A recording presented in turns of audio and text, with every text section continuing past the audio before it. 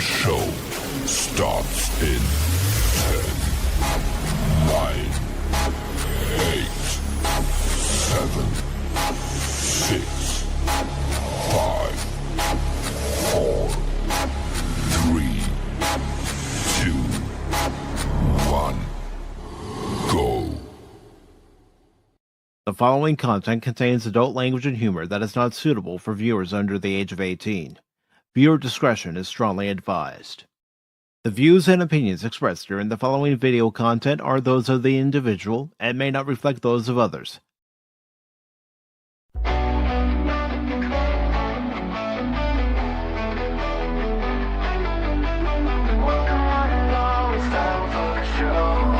Pacific414 Pop Talk is here.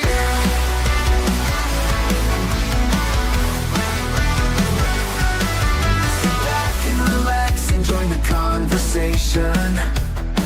We've got Baron and Orman, Tagge, Cash Money 007, and even Mike too. Pop culture, entertainment, news and reviews, discussions are had, opinions made from the panel to the chat. Everyone is welcome here. Reactions, watch parties, and special guests. We like to have a good time.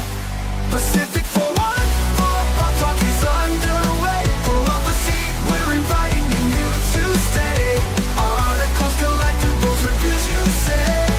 Baron, Cash, and Mike bring the fun tonight. Now sit back, relax, enjoy the show. Don't forget to like or comment below. We almost forgot to share out the show. Pacific414 Pop Talk is one of a kind. It's true. One, two, it's true.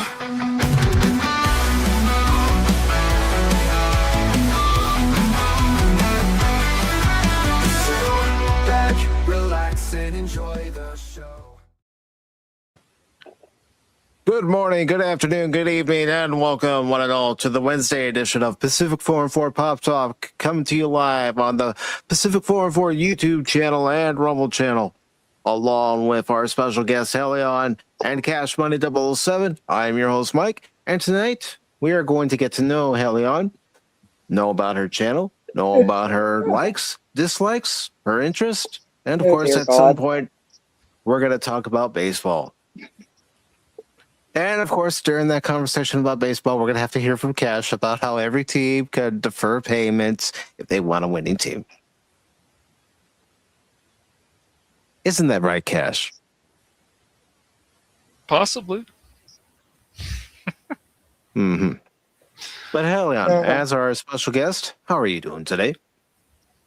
Well, I was doing pretty good up until a few minutes ago. Yeah. Tech issues, I mean, Cash could tell you about the tech issues that he's had trying to do streams. I've had trying to do streams. Unfortunately, it is a part of streaming on YouTube, and it's something we all have to kind of work with. But today, we are definitely here to talk about you and your channel. And, you know, before we do that, I do want to find out from Cash, how are you doing? Doing pretty good. Just been reading some stuff. There's going to be the He-Man trailer tomorrow. I don't know how excited I am. I also read some stuff about how Ubisoft has decided to cancel the Sands of Time remake. Oh boy. I'm really. It's really just funny to me, Mike, and disappointing when a company like Ubisoft used to be actually great, and how hard they have fallen. And not just Ubisoft, but a number of companies is crazy. Really crazy to me. Just companies that don't want to maximize their profits anymore. And different stuff. They can, but they rather send the message. Exactly. Just everything that goes on. The remakes, the reboots, this, even in gaming. It's just crazy to me that they can't just find their vision again. Where's a new Splinter Cell? Why don't we bring the guy back who does Rayman and all the other stuff that made their company such a success? It's disappointing, man. really is. But if that's where they want to go, that's where they want to go. I mean, even from the Watch Dogs 2, which I thought the character was more interesting, to Watch Dogs 3. So, but yeah, Yes, and Hellion is right. You are chatty, but aren't we all? Hellion. Oh, I know. I know. I have my moments. I have my moments. I do. Not gonna lie. But Hellion, first of all, welcome to Pacific414 Pop Talk, and I'm glad to have you here as our special guest. And my first question is for you, of course. What made you decide to start a YouTube channel? Well, I'm not 100% sure. You know, I've always been fascinated with the channels and, you know, basically the communities that are made from the channels, if that makes any sense. Mm-hmm. Right now I'm a little nervous, so just give me a little bit. I will ease into this and start rambling, and I probably can out-talk Cash. Obviously. We'll blame Cash. Right. Even Phil blames Cash. Right. Mm-hmm. It's always his fault. Uh-huh. Yeah, it is. Even Lady Miss knows that. Uh-huh. What a bunch of crap. What is it, CNN? No, it's But- Pacific414 Pop Talk. Uh-huh. But one of the reasons I decided to try to do videos is I have been trying to write novels for years because I have a friend who told me I couldn't do it. And so far, in the past 10 years, I have proven him right. And I was like, you know, I get these ideas. And it starts out, you know, a basic idea, one character. Mhm. And then I'm like, well, it'd be kind of fun to add another one. And by the time I'm done with the whole concept, I have 8 characters that are point of view characters that a book cannot withstand. So I had to kind of dumb it down if I'm going to actually write a book. So I decided, you know what? Let us try to do podcasting with video and see how that works. I decided, you know, the first one I'm going to attempt is going to be a bit more basic. It's going to have a season, and I do believe the first season will have 12 videos. Okay. And during those 12 videos, it's going to tell the story of one person. The next season is going to talk about another character with the same scenario. You know, and if I can pull this one off, then I've got a few more planned after that. So is it going to be an anthology series or? Well, that one will be. It will, you know, you've heard of a crossroads demon, correct? Yes. Okay. The whole concept is you've got a crossroads demon and the concept of corrupt a wish. And basically, you know, you wish for something and you get your wish, but there is massive consequences to go with that wish. And each season, that's what the character will be dealing with. The consequences of what they wanted. And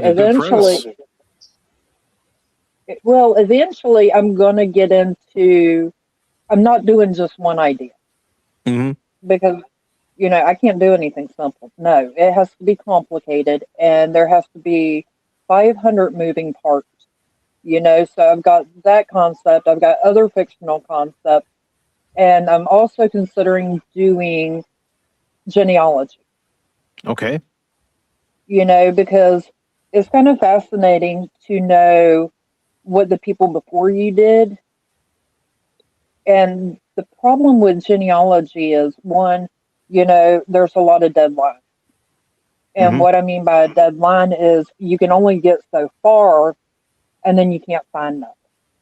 And it gets frustrating. And a lot of that deals with the fact that name changes, the spelling of it. And it's trying to figure out, okay, where did we immigrate from? And if we immigrated from XYZ place, how could the spelling have changed? And, you know, it can be fascinating because every once in a while you will find that one ancestor that has a story. Hmm. Typically they're royalty, but, but, they're fascinating of what you can find out. And I had a niece reach out to me and she wants to learn how. And I figured, you know what? We could do a channel, do live streams of this is how to do this. And also under that, I'm probably going to do right now, the working title would be Cemetery Stories Okay. because I haven't quite got it down because me and my crew, we get bored. And one of the cheapest things to do when you get bored is go to your local cemetery. And, while you're there, there's websites like findagrave.com, and you can find out stories of some of these people. Um, I'm assuming you know who Ronnie Van Zant is, correct? Not off the top of my head, unfortunately. He was the lead singer for Leonard Skinner. Okay. And originally he was buried in a cemetery outside of Jacksonville in Orange Park. They had to move him because people kept digging him up. And he is currently probably about 5 miles from where I live right now. And they All had to right. put him in cement to keep people from digging him up. Was there any particular reason why people kept digging up his grave? I guess they wanted a part of him. I mean, it's sick, because I can't understand, having a fascination with a famous person that makes you want to say, I want to touch his dead body. This could be fun. No, that's just disgusting. That's revolting to me. Let the person rest in peace. So when we had first moved back to Jacksonville years ago, we went to Riverside, I think it's Riverside Memorial Park, which is where Ronnie Van Zant is buried. And we spent a good part of the afternoon looking for Ronnie. So while I was there, I took, some random pictures because, it's easier to take the pictures, go home and Google the names and say, hey, does this person have a story? Well, that time I came across the man. I cannot remember his name. I wish I did because this would be a great story. I came across the man, and apparently his wife paid her brother XYZ dollars to kill her husband Wow. because she wanted the life insurance policy. Well, the dead husband got the last laugh. She wasn't the beneficiary. Yeah. And then there was another time we were there, and I came across these two brothers. And the mother had a third son. And she begged her third son, you need to move away from here. Your brothers died, and your brothers died violently. I just need you to get away from here. I cannot bury another son. So he moves to Seattle, Washington, Okay. and he is killed violently also. Damn. Yeah. So I wish I could remember the names because that was years ago that we had found that out. But, there's all kinds of stories like that. And, And you want to they're be not able to tell those kind of stories so that people can hear about them, get to know about those types of right. stories that actually exist. And Well, the thing about it is, everybody talks about, hey, I want to be immortal. mhm. The only way we can be immortal, basically on this plane is for people to still talk about us. And in a lot of cemeteries, you'll walk in and you can tell the people that haven't been there very long. They have the bright flowers. You know, you even got the people with dull flowers, and then you got the people with nothing. Hmm. Them are the people that have been forgotten about. You know, they had a story at one point, and they mattered. But apparently, everybody that they mattered to is going off, though. Yeah. So, you know, and maybe with me telling their story, then part of them gets to live on. Well, I like that idea because everybody has a story behind the date they're born and the date they die. You know, I've been And working on my family tree now for probably about 15 years. And my grandfather had a sister. Her name was Emily.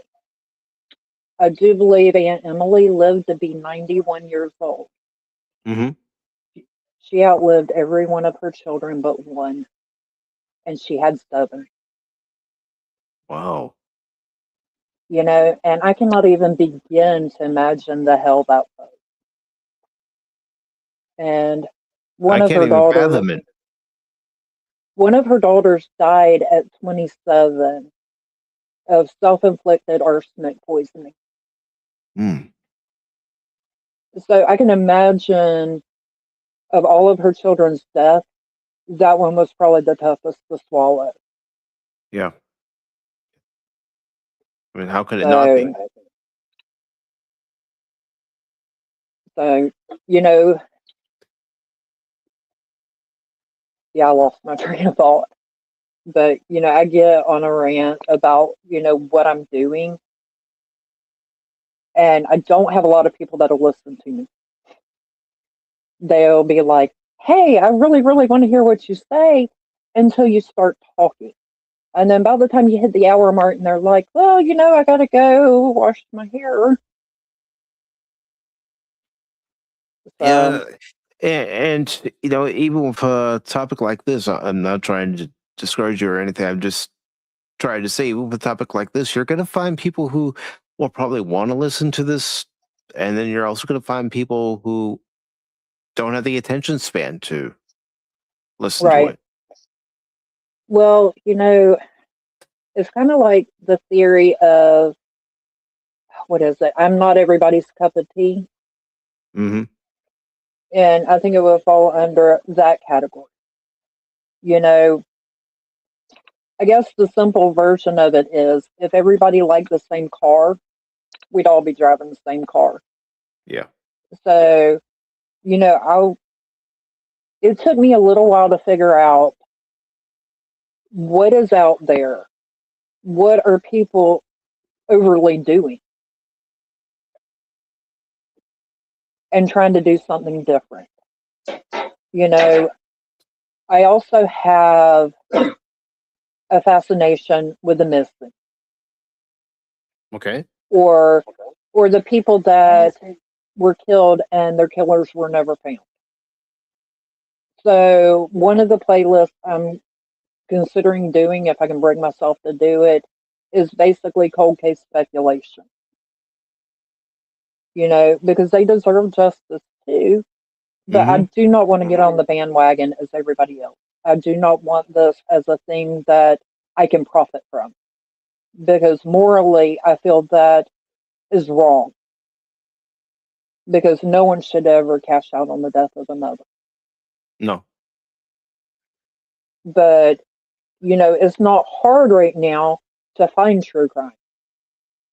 You turn your TV on, you turn YouTube on, hell, you turn on Spotify. You can't even scroll through Facebook without that. You can go through X and you find things. It's everywhere. And, that's like school shootings. School shootings were made popular by the media. Because, like, when you and I were growing up, it was almost unheard of. Yep. I mean, that don't, If you heard about any kind of shootings that involved children, it was so rare. yeah. And more than likely it did happen, but news didn't travel as fast as it does now. No. Yeah, I think And the first big one was the Columbine shooting in '99. That was definitely a big one. yeah, so, and the media is part of the problem. But, I want to be able to do something to where I feel like I can make a difference. And, with the speculation, Mm-hmm. you know, maybe, through the channel, people could think of things that no one else has thought of. And, even if one person is either found or their killer is found, then it accomplished something. Yeah. Did you ever hear about the guy that walked into the bar and was never seen again? No. I mean, he walks in a bar, he's caught on camera going in the bar, but he is never seen again. And Yeah, something like that, it makes you go, "What happened yeah. I after mean, that moment? I What mean, transpired? What someone, were the courses of events that led to his and I mean, disappearance?" if I remember correctly, because I did do some extensive research on it, he goes back into the bar between 1:30 and 1:45, and the bar closed at 2. Mm-hmm. So in a 15-minute window, where did he go?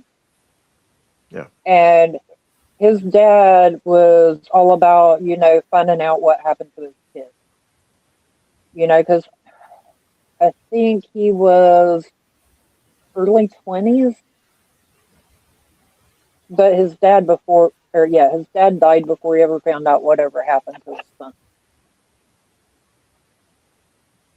And And that has to be a film, because I mean, I don't know what it'd be like for a parent to not find out what happened to their child who's gone missing.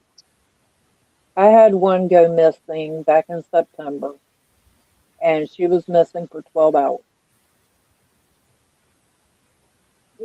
But we found out, where she was, what happened, and she's home safe. But it made me question of how do these people do it not knowing? Because, the not knowing has to be worse than the knowing. Mm-hmm. Because with the not knowing, there's always that hope that they're going to walk through that door. And every time that door opens, they are disappointed yet again. Yeah. So, I mean, yeah, we grew up at a time where you would see, missing children on milk cartons. You'd go into a right. store and you'd see, a picture of a missing person. And, have you seen this person? Watching the news, they would say, "Have you seen this person?" They would have a segment where they would go If I, over who the person was, their height, their weight, and at least a current picture, as current as possible. And they well, would always have the 900 numbers saying, "If you see this person, please call this number and let us know." well, I think the reason they took it off the milk cartons is they said it was traumatizing the children.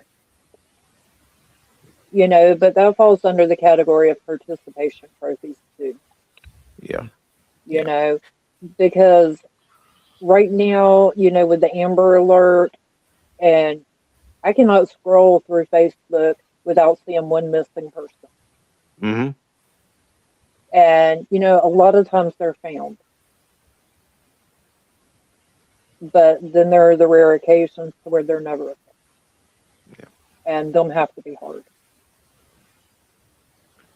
Yeah. I mean, even in my own area, you see posts on Facebook where, someone's gone missing and their last known location, whether it's a young person or even the elderly.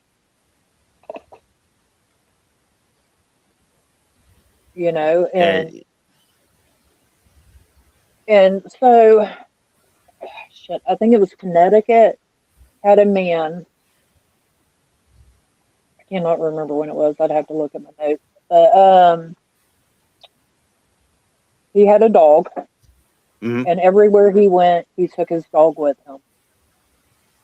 And one day he asked one of his neighbors, "Hey, can you keep my dog for, X number of time?" And, the neighbor said, "Fine." Well, he never asked his neighbor to watch his dog. But he was there one day, and then he was. And after probably about a week, his mom went looking for him. Mm-hmm. And he left that dog in the house. And the dog had ran out of food. The dog had ran out of water. He has not been found yet. He had been dating a woman who decided she was going to step out of the relationship with a politician. And at one point, they rumored her son, had confessed to knowing where the body was. Mm-hmm. And they basically dug up the landfill and didn't find him. And that son, within a year, overdosed. So if he was guilty of the crime, he will never be punished in this lifetime, but they still don't know where the man is. Yeah, no. Well, I mean, it's just like the mystery of Jimmy Hoffa. No one's ever found his body. And there's several other stories that are out there that need to be told about a missing person, missing bodies, and The Black where are Dahlia, they? one of the famous ones. There's something on the History Channel, or I think it was about this guy's son said, "I think my dad was the one who killed this woman." With the situation of Black Dahlia, yeah. So I don't know. No. How old do you think we are, Goat? 80? Yeah, I mean, Goat have is correct. legs. I was born in the 1900s. So was Goat. I mean, he's probably older than all three of us combined. That's great. I'm sure he's not as old as Phil. Actually, I do believe Goat is the same age as Cash. Oh, okay. Yeah. So. But That's, yeah, no, cold cases. I find those very interesting too, and there's still probably a number of them that haven't been solved yet, but they're trying.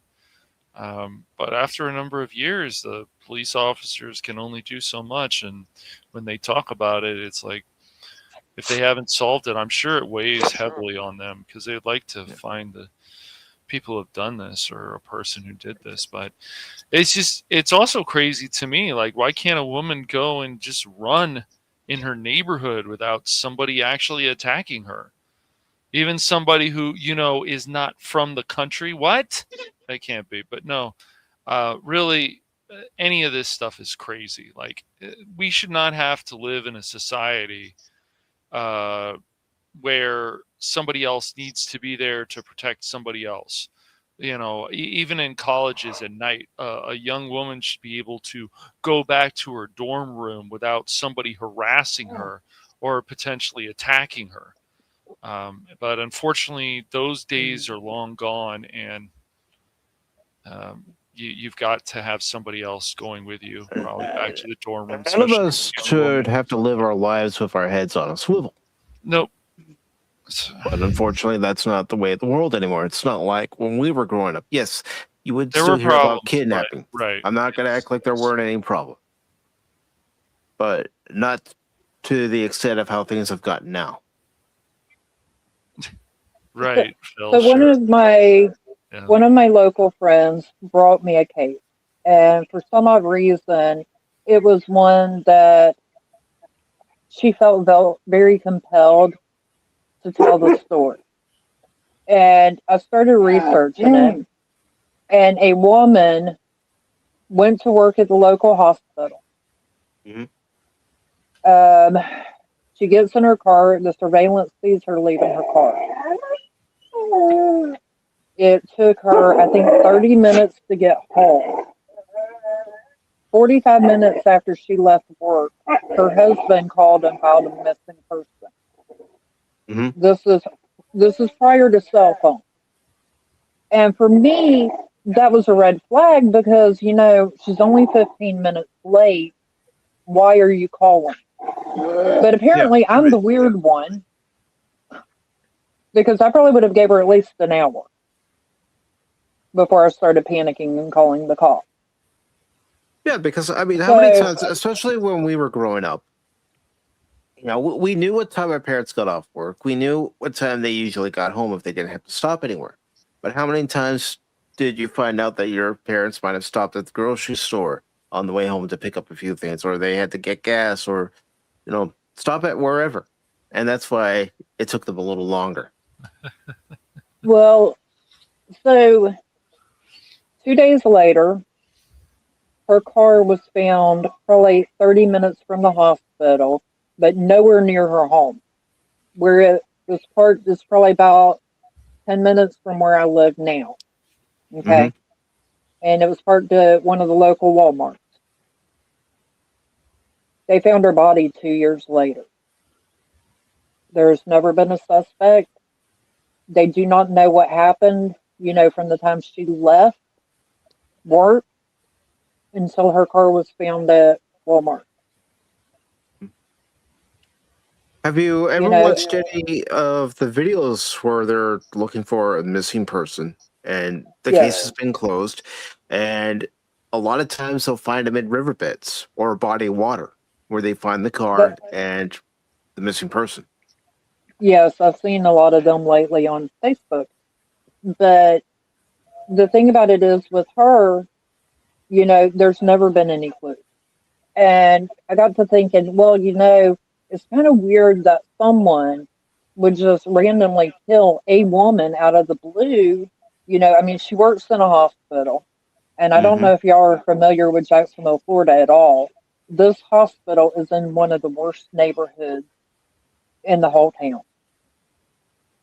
So they can't say whether or not someone got in the car with her, someone was waiting for her in the car, whatever. And I got to thinking, well, maybe it was a serial killer. Mm-hmm. So I did a little bit of research, and during that time, there was a serial killer. But she don't fit the victim profile. Hmm. She was white, and all the other victims were people of color. So that definitely ruled him out. Yeah. But, that is the aspect of the speculation I was talking about. A bunch of armchair detectives. Right. I mean, you think about it too. Her husband calling, 45 minutes in and she's not home yet. It makes you think, did he have something to do with it? To call that quick, because you have heard of stories where the husband has killed the wife and vice versa.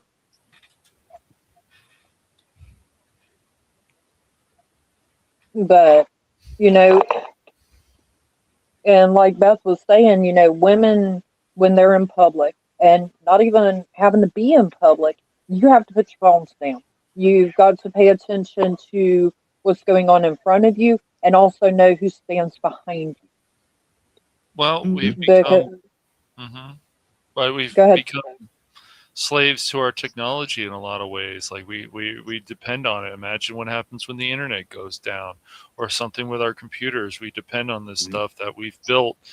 But yes, people need to put their phone down. Even when people were playing Pokemon Go, there were some people who actually got hit because they weren't paying attention.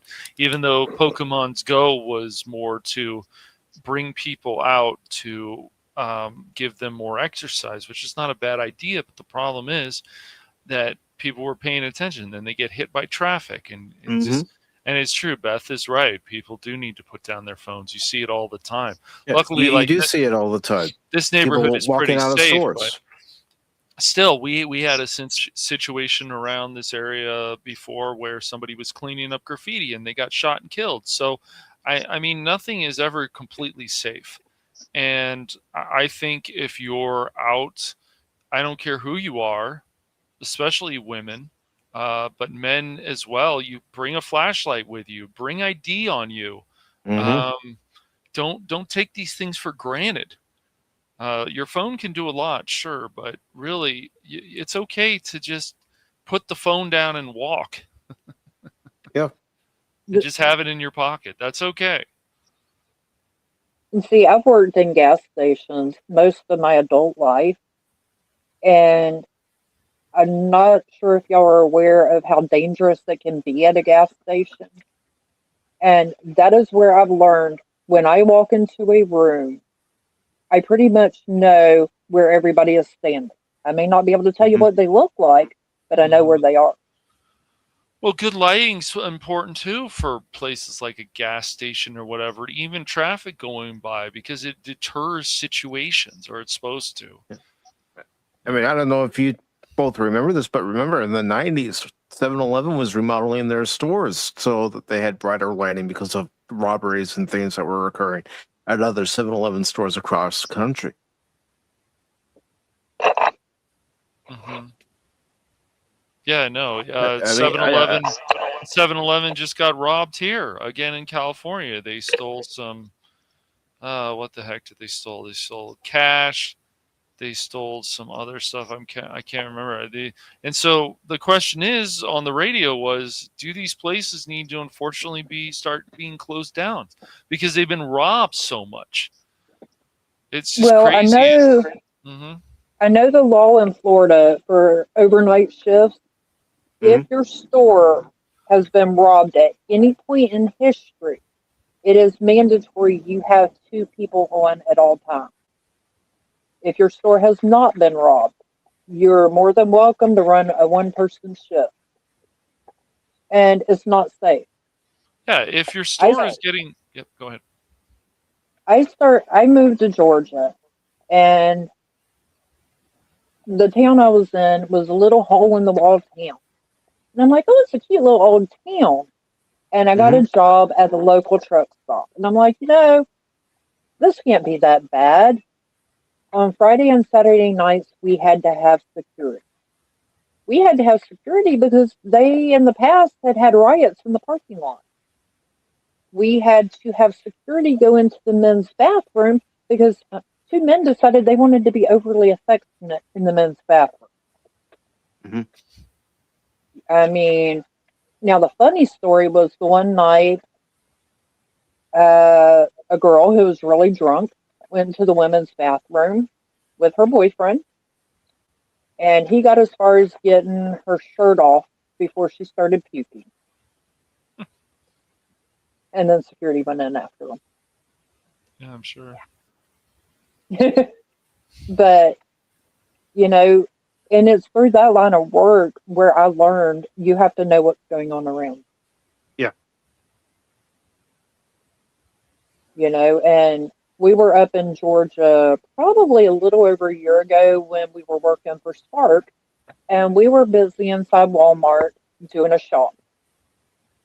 We got our shop finished, got our stuff bagged up, get in the parking lot, and it's full of cops and fire trucks. I'm talking everybody from Camden County was at this Walmart. And I asked the guy with the fire department, I'm like, what the hell's going on? He's like, you didn't hear them announce that they were evacuating the store because someone called in a bomb threat? Mhm. Well, obviously not, and yeah, at that point they ended up shutting the store down for the rest of the day. But, I said something to the manager. I'm like, okay, you've got this many people in the store, and over half of them did not hear the announcement that the store was being evacuated. That is not good because I didn't They, hear it. they don't pay attention, unfortunately. Well, they a lot of stores don't do intercoms anymore like Target does, and it's because the customers don't want to be bothered with it.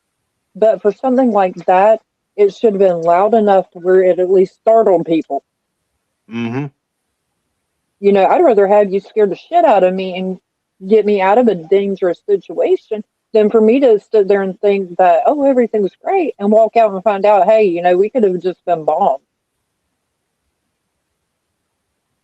Yeah, I mean, when I worked retail, I would have to get on the intercom system at times and make announcements. We have a code Adam, a code White. You know that if there was an emergency, unfortunately, we have to close the store and stuff like that. And I would make sure I was loud and clear enough where people could hear me, and I would repeat it several times.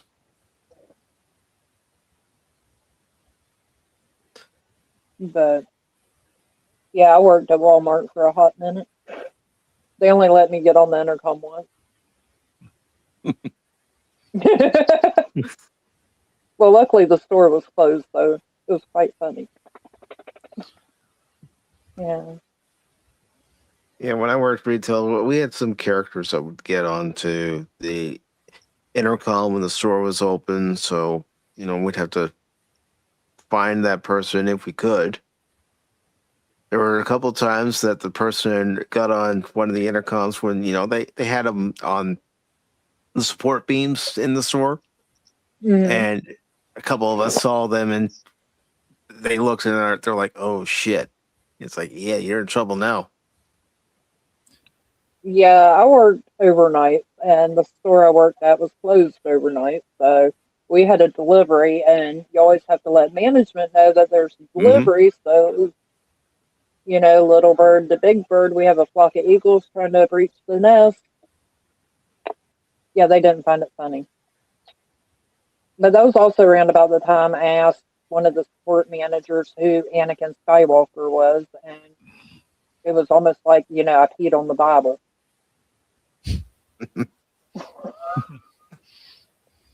Yeah, he was a big Star Wars fan. Yes. Yes. I mean, let's face it, when you work retail, you can have some cool managers. And then you have the managers. It's like, oh, they're working the shift tonight. Yet. You had the manager who blames you for stuff and said you didn't put the camera on the docking bay when you were not told to, and they're trying to scapegoat you, and then they change you to something else, and you're doing recovery, so you learn how to fold clothes really well, and it is a good technique, I will say, to learn, but. Then after it's over, you think you're going to be put on the cash register, and then you find out that some people were saving clothes under the counter and stealing them, and other crap going on. You're just like, are you kidding me with this? Then you find out later that after you're done with your seasonal, because you thought you were going to be on there longer, the store's not there anymore. So, yeah. Yeah, when I first started working at the truck stop, the lady that does loss prevention walked up to me just randomly and told me, she's like, I don't like you. I looked at her, I was like, I guess it's a good thing I didn't come here to make friends. Oh, yeah. I mean, you get to the point whether you're working the truck stop like you were, or you're working retail, or wherever the job is, you aren't there to make friends. You're there to do the job.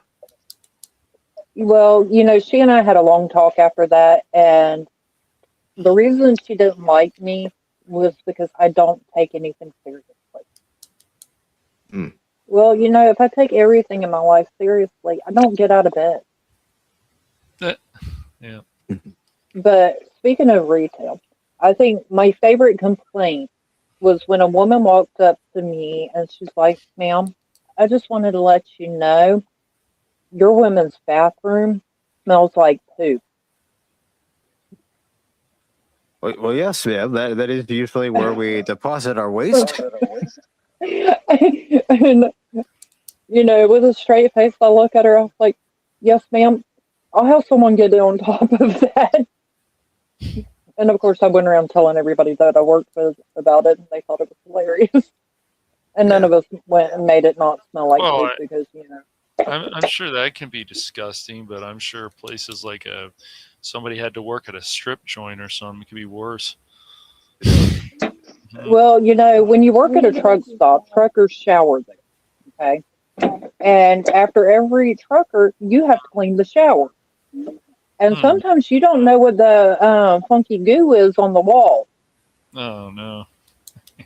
Okay. It's probably something Phil did. I told you, Phil. I bet there are times you wish you had a hazmat suit. Yeah. Yeah, so now what was funny, we had somehow procured a shopping cart from Dollar General. We had a guy that was planning to walk,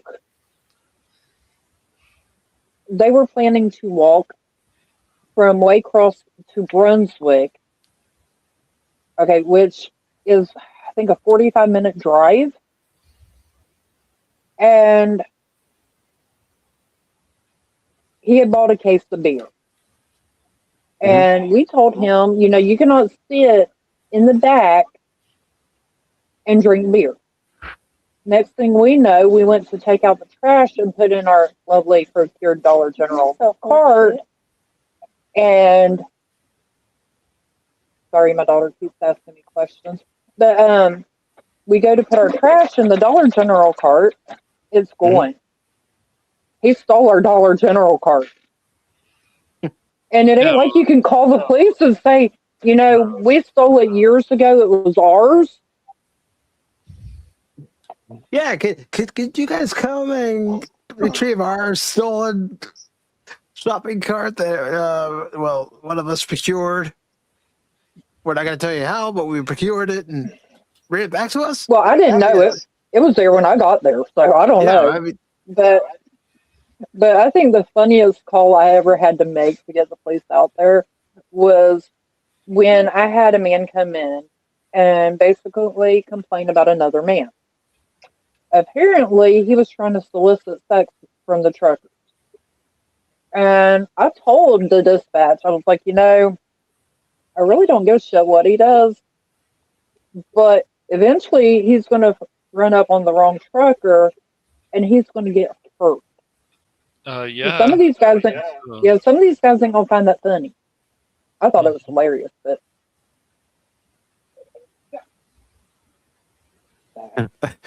you better be careful there, man, because one of these guys is going to come around and put their fist in your face. oh yeah. What, McKenna?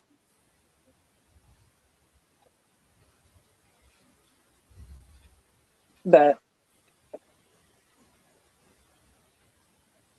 yeah, I mean, I have probably 1,000,001 truck stop stories. I'd love to hear them.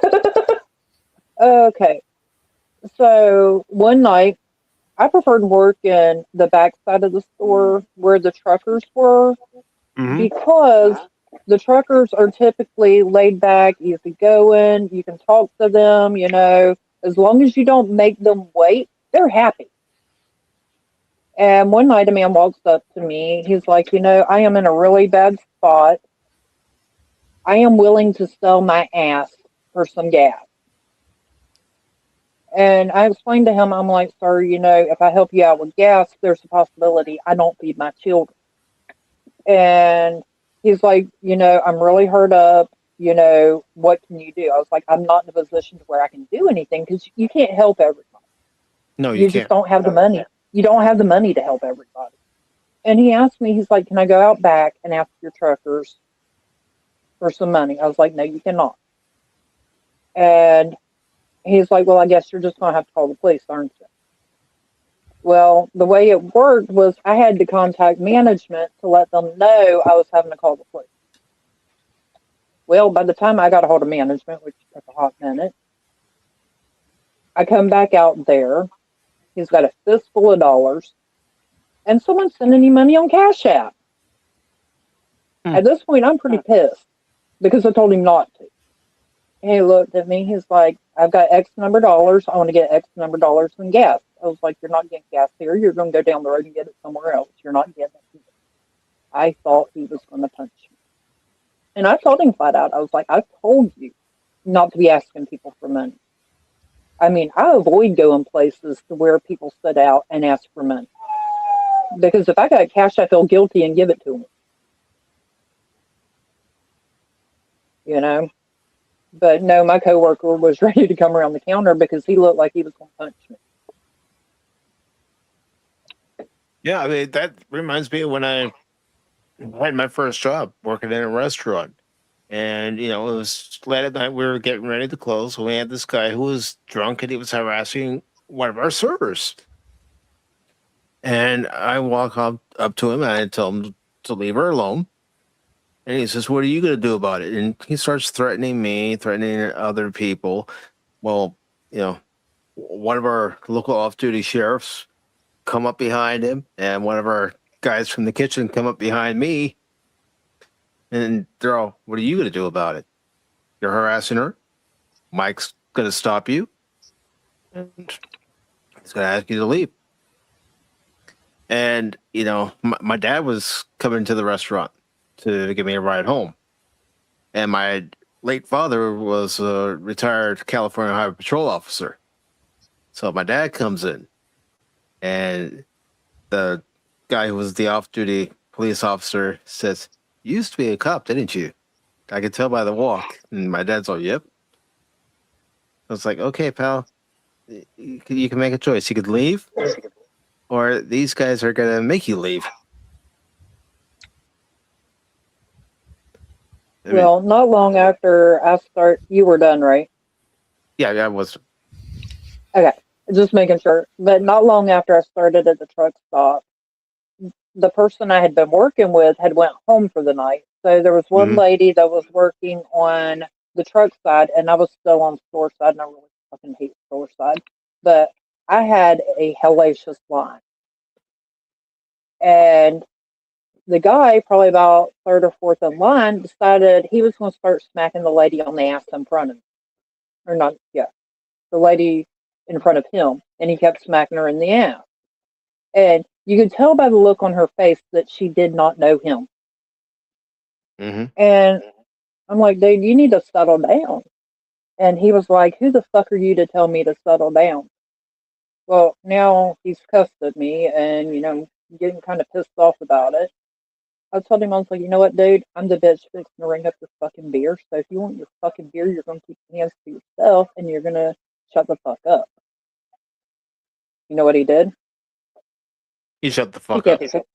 he kept his hands to himself and shut the fuck up.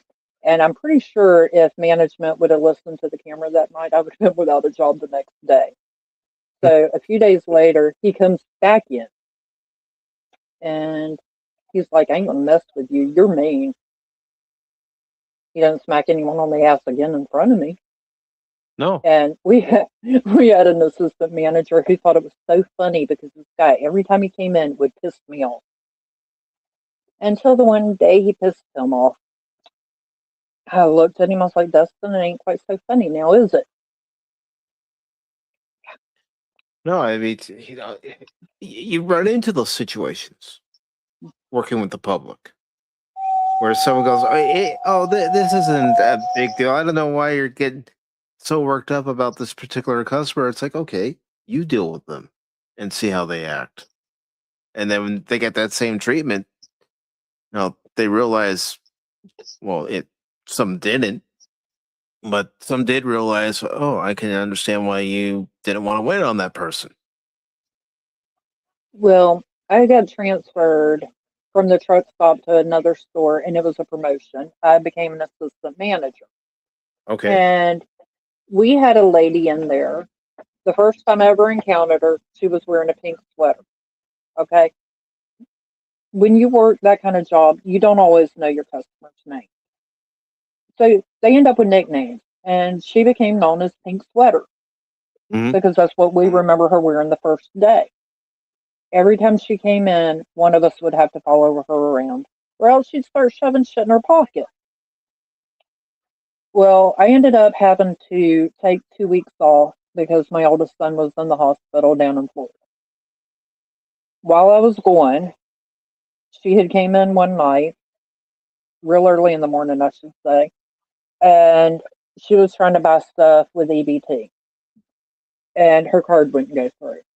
And there was an encounter between her and one of our employees.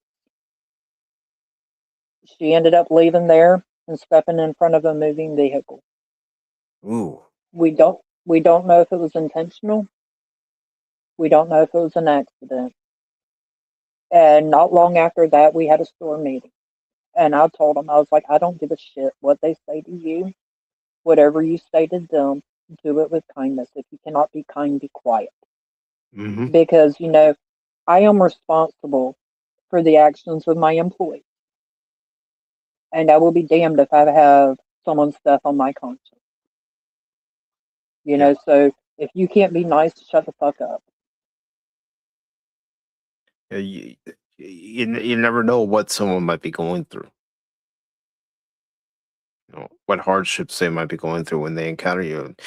Because you will run into people who are going through hardships, and unfortunately, they'll take it out on you because they're so frustrated. Yeah. Well, it was during that time my person died. And I took it really hard. And my manager made me get up every day and go to work. I didn't feel like it, but I showed up to work every day. One day I'm sitting outside smoking a cigarette, and this guy walks up and hands me a sandwich. He thought I was homeless. I can laugh about that now, but then I was mortified. And once he realized Yeah. who I was, he felt so bad. But, but it also shows you there's good people in the world. Yeah, there are still good people in the world, and I know it seems like there isn't any ray of light out there as far as people are concerned, but they do exist. I came across a video, I think it was yesterday on Facebook, and this man had found this 88-year-old man who was working a job for 40 hours a week because his wife had got sick. He had got the pension he had from the company he had been with forever had been canceled whenever that company went under. So he didn't have an income. He had to sell his house to take care of his dying wife. His wife died, and he was $255,000 in debt. And this man just came out of the blue and gave him $1 million so he didn't have to worry about anything the rest of his life. Wow. And personally, I want to know where he gets that kind of money because I want some. Yeah. I mean, it'd be nice to take a couple months off. Could really grow my channel then. Oh, that was a really bad joke.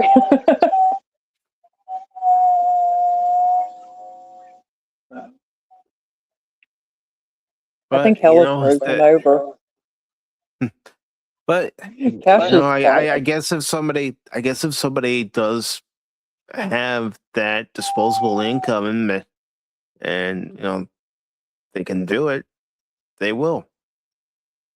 Some people will do it anonymously. I mean, I remember hearing about stories where this one woman, she lost her husband and she was struggling. She had a car that definitely needed to be put in the junkyard because it wasn't running that well, and somebody anonymously donated a car to her. But, there's very few people out there that will do that. Mhm. When I was in middle school, I had a teacher. Her name was Miss Robin. And just a little bit of background on me, I went to a private school. And, it was a very Christian. And she had asked me to write a paper. And the paper was what I wanted to do when I grew up, what I wanted to be. Well, in middle school, you really don't know. And the paper ended up being, joining something like the Peace Corps, doing something that made a difference. Mm-hmm. So far, I haven't done that yet. But, the desire has always been there. It's just I've never had the time, the money, or the opportunity to do that. Because when you work 7 days a week, there ain't time, to do much extra. No, because you don't have really any time for yourself working 7 days a week. But, and eventually I'm going to find that person I can make that difference. but it ain't happening right now. Yeah. Yeah, it'll happen. Did you mute Cash? No, Cash likes to mute himself when he's listening. Mm-hmm. Oh, I figured he went to sleep on us. Oh, it wouldn't be the first time he's fallen asleep during the show. Uh-huh. So, but yeah, I do not miss working at a gas station. And it's like me, I don't miss working retail. But They Cash, say there's no such thing as a dumb question. That person who said that has never worked retail. mm-hmm. I mean, how many times was somebody asked who works in retail, and whether you had to wear a vest or you had to wear a name badge, something that indicated that you worked there? How many times was that person asked, "Do you work here?" No, I just like to dress up as an employee here to fit in. I love when people have dinner reservations and they're like, I have to. It's like, why would you make dinner reservations when you know there could be people? Even back then, that was like early 2000s. It was just really funny, or like the pin that they bought, like at the time Mervin's when they were still around, and it beeped, and it's like, how can this be? Then your boss. It's so stupid. Yeah, retail is not always the best. It really isn't. And then also people tell you things, and then they didn't tell you things. Well, you should have known this. It's like, well, I was supposed to be told that. It's all ridiculous nonsense. And then you wonder why these stores close down after a while. The most fascinating thing, though, I would probably say, is how bad a lot of customer service has become. It's really pathetic. They're really just shooting themselves in the foot on this one. I remember some comic book store I went into before, and it's like, oh, excuse us, guys. No, when you come in there, hey, how's it going? And this is other stores too. But places like the Apple store, man, there's like 50 people in there all the time. All the time. It's just Yeah, crazy. don't show for taste. Yeah. They just there's always people in there. Mm-hmm. And there's some other stores too where they have good customer service. Even some GameStop stores that I found had real good customer service. People come in there, hey, how's it going? What are you looking for? Yeah, so but a lot of stores now, I mean, you could go to a Wendy's and they forget your bacon or your fries or whatever, and you have to go back and get it. It's like, well, this sucks. Yeah. It's just they'll give it to you, but it's like, why do I have to make this extra trip? So yeah, I don't. A lot of the way people act. I remember some number of years ago when this place Fry's was around. This dude kept giving me dirty looks when I was writing this check. It was so weird. Of course, I think after like 2 weeks he got fired or something. I wonder why.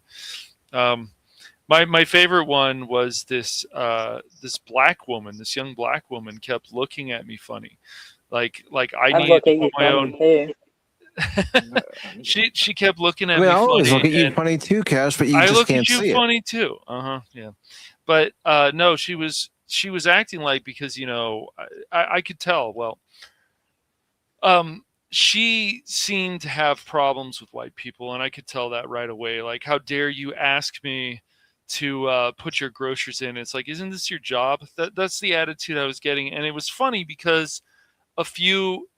And this could be anyone. It doesn't matter what race it is, but people just, they have this attitude towards you. And it's like, why don't you fucking do your job that you're getting paid for? So yeah, I've noticed at grocery stores and whatever, they don't always have the bag person there to help you with your bags. Not that you can't put your own bags in there, and I've done that sometimes. But yeah, that day that woman was giving me like a dirty look, like, how dare you ask me to put your bags in your cart? Well, if Well- you're working at a grocery store, that is part of your job. Yeah. So Well, one of the first gas stations I ever worked at was a mom and pop kind of company in Yulee, Florida. And Okay. that day, the manager and the owner got into it. And Mhm. as she was leaving, she told me, she's like, if there's an emergency, don't call me, call the fire department. Which was basically her way of saying, I don't give a shit if store burns down around you. Don't bother me. Well, she set us up to fail when she said that. So a couple hours later, I'm standing by the coffee pot, and the store took a direct hit of lightning. Ooh. We're not going to discuss how many swear words came out of my mouth as I ran through the store. Well, store wasn't on fire, but the only thing that worked in the store after the lightning strike was the lights and the lotto machine, because God forbid that lotto machine ever go down. But I called her up. I'm like, Lana, I know you said don't call me, call the fire department, but we just took a direct hit of lightning. You know what the first words out of her mouth was? What? God damn it, Nicole. I'm like, I didn't do it. I really didn't do it this time. Wasn't me, boss. I can honestly say that was not me. I don't care the damn how many rain dances I did out front. I had nothing to do with that one. So, Oh, I had one time when I was working at this restaurant. That was my first job. We had an assistant manager and one of our servers walk out, and they were dating each other.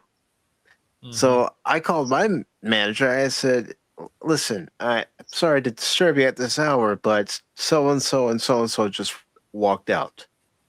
She's like, "Come again?" I said, "They just walked out and left."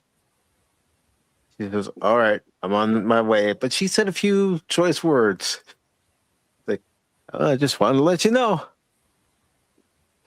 This way the place doesn't burn down."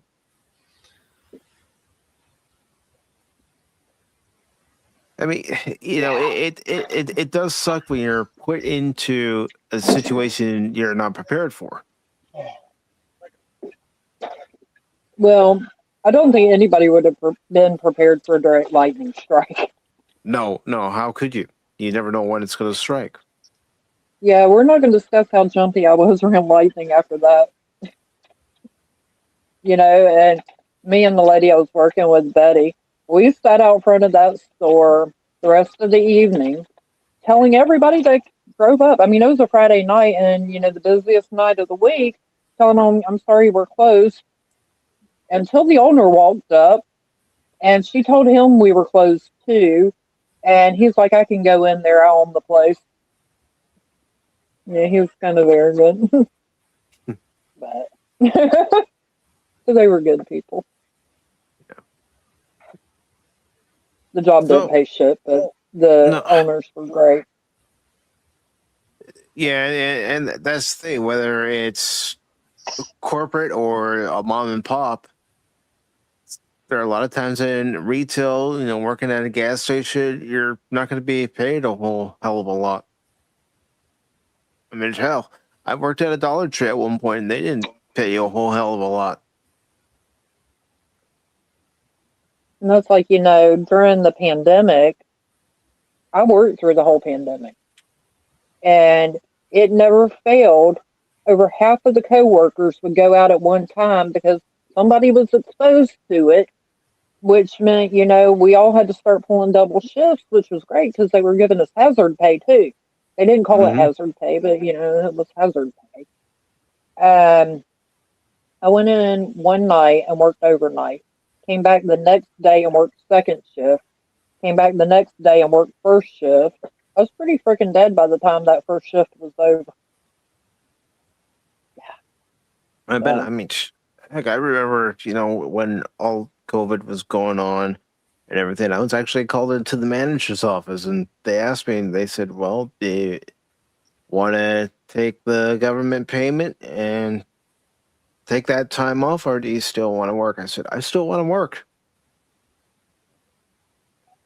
So I'll still be here." And yeah, you had to bust your ass. Do you know how I found out about the pandemic? How did you find out about it? I just came back to the truck stop to work because I had taken some time off and was doing ride sharing for a little while. And I came back and they called a store meeting. And they were talking about, the fact that the government's talking about a nationwide quarantine. This is the first I've ever heard of it because I don't watch the news. If it don't show up enough on Facebook, I don't know shit.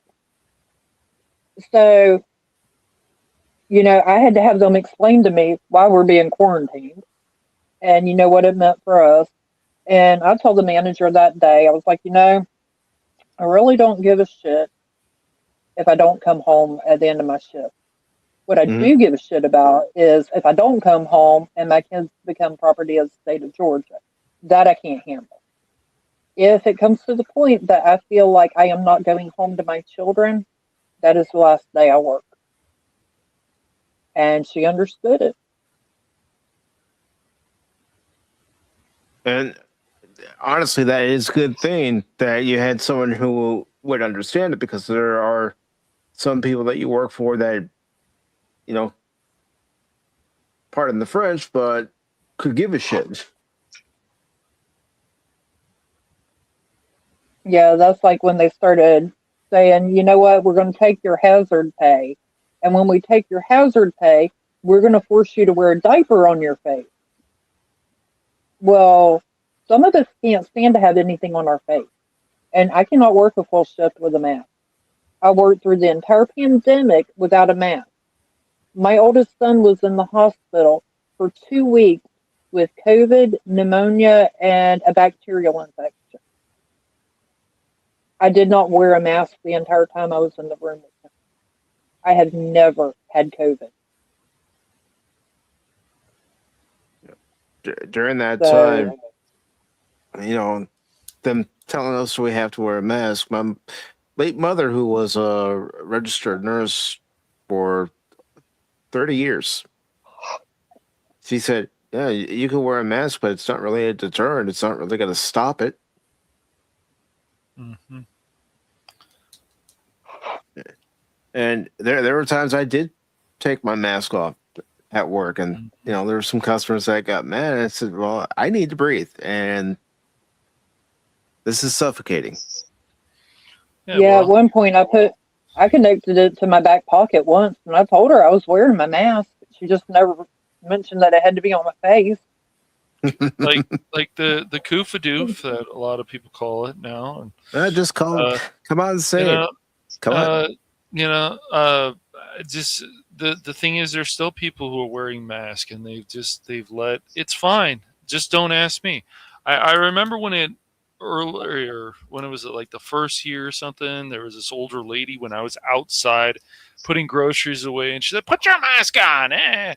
Like at that time, it's like I guess, but now if somebody told me to try to put my mask on, I'd tell them, "Can you kindly just fuck off, thanks?"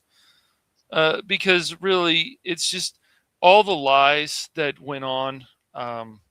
There was some real stuff there, but all the lies is just outrageous. And there is a lot of people, some I believe, who should be in actual jail, some who should be fired from their job for all the lies and all the stuff. And look, I was never a fan of people, even on the right, going and harassing people. Why are you standing in line getting a mask? I'm not a fan of any of that nonsense, but still, all the lies, the stuff told by Fauci, really outrageous stuff.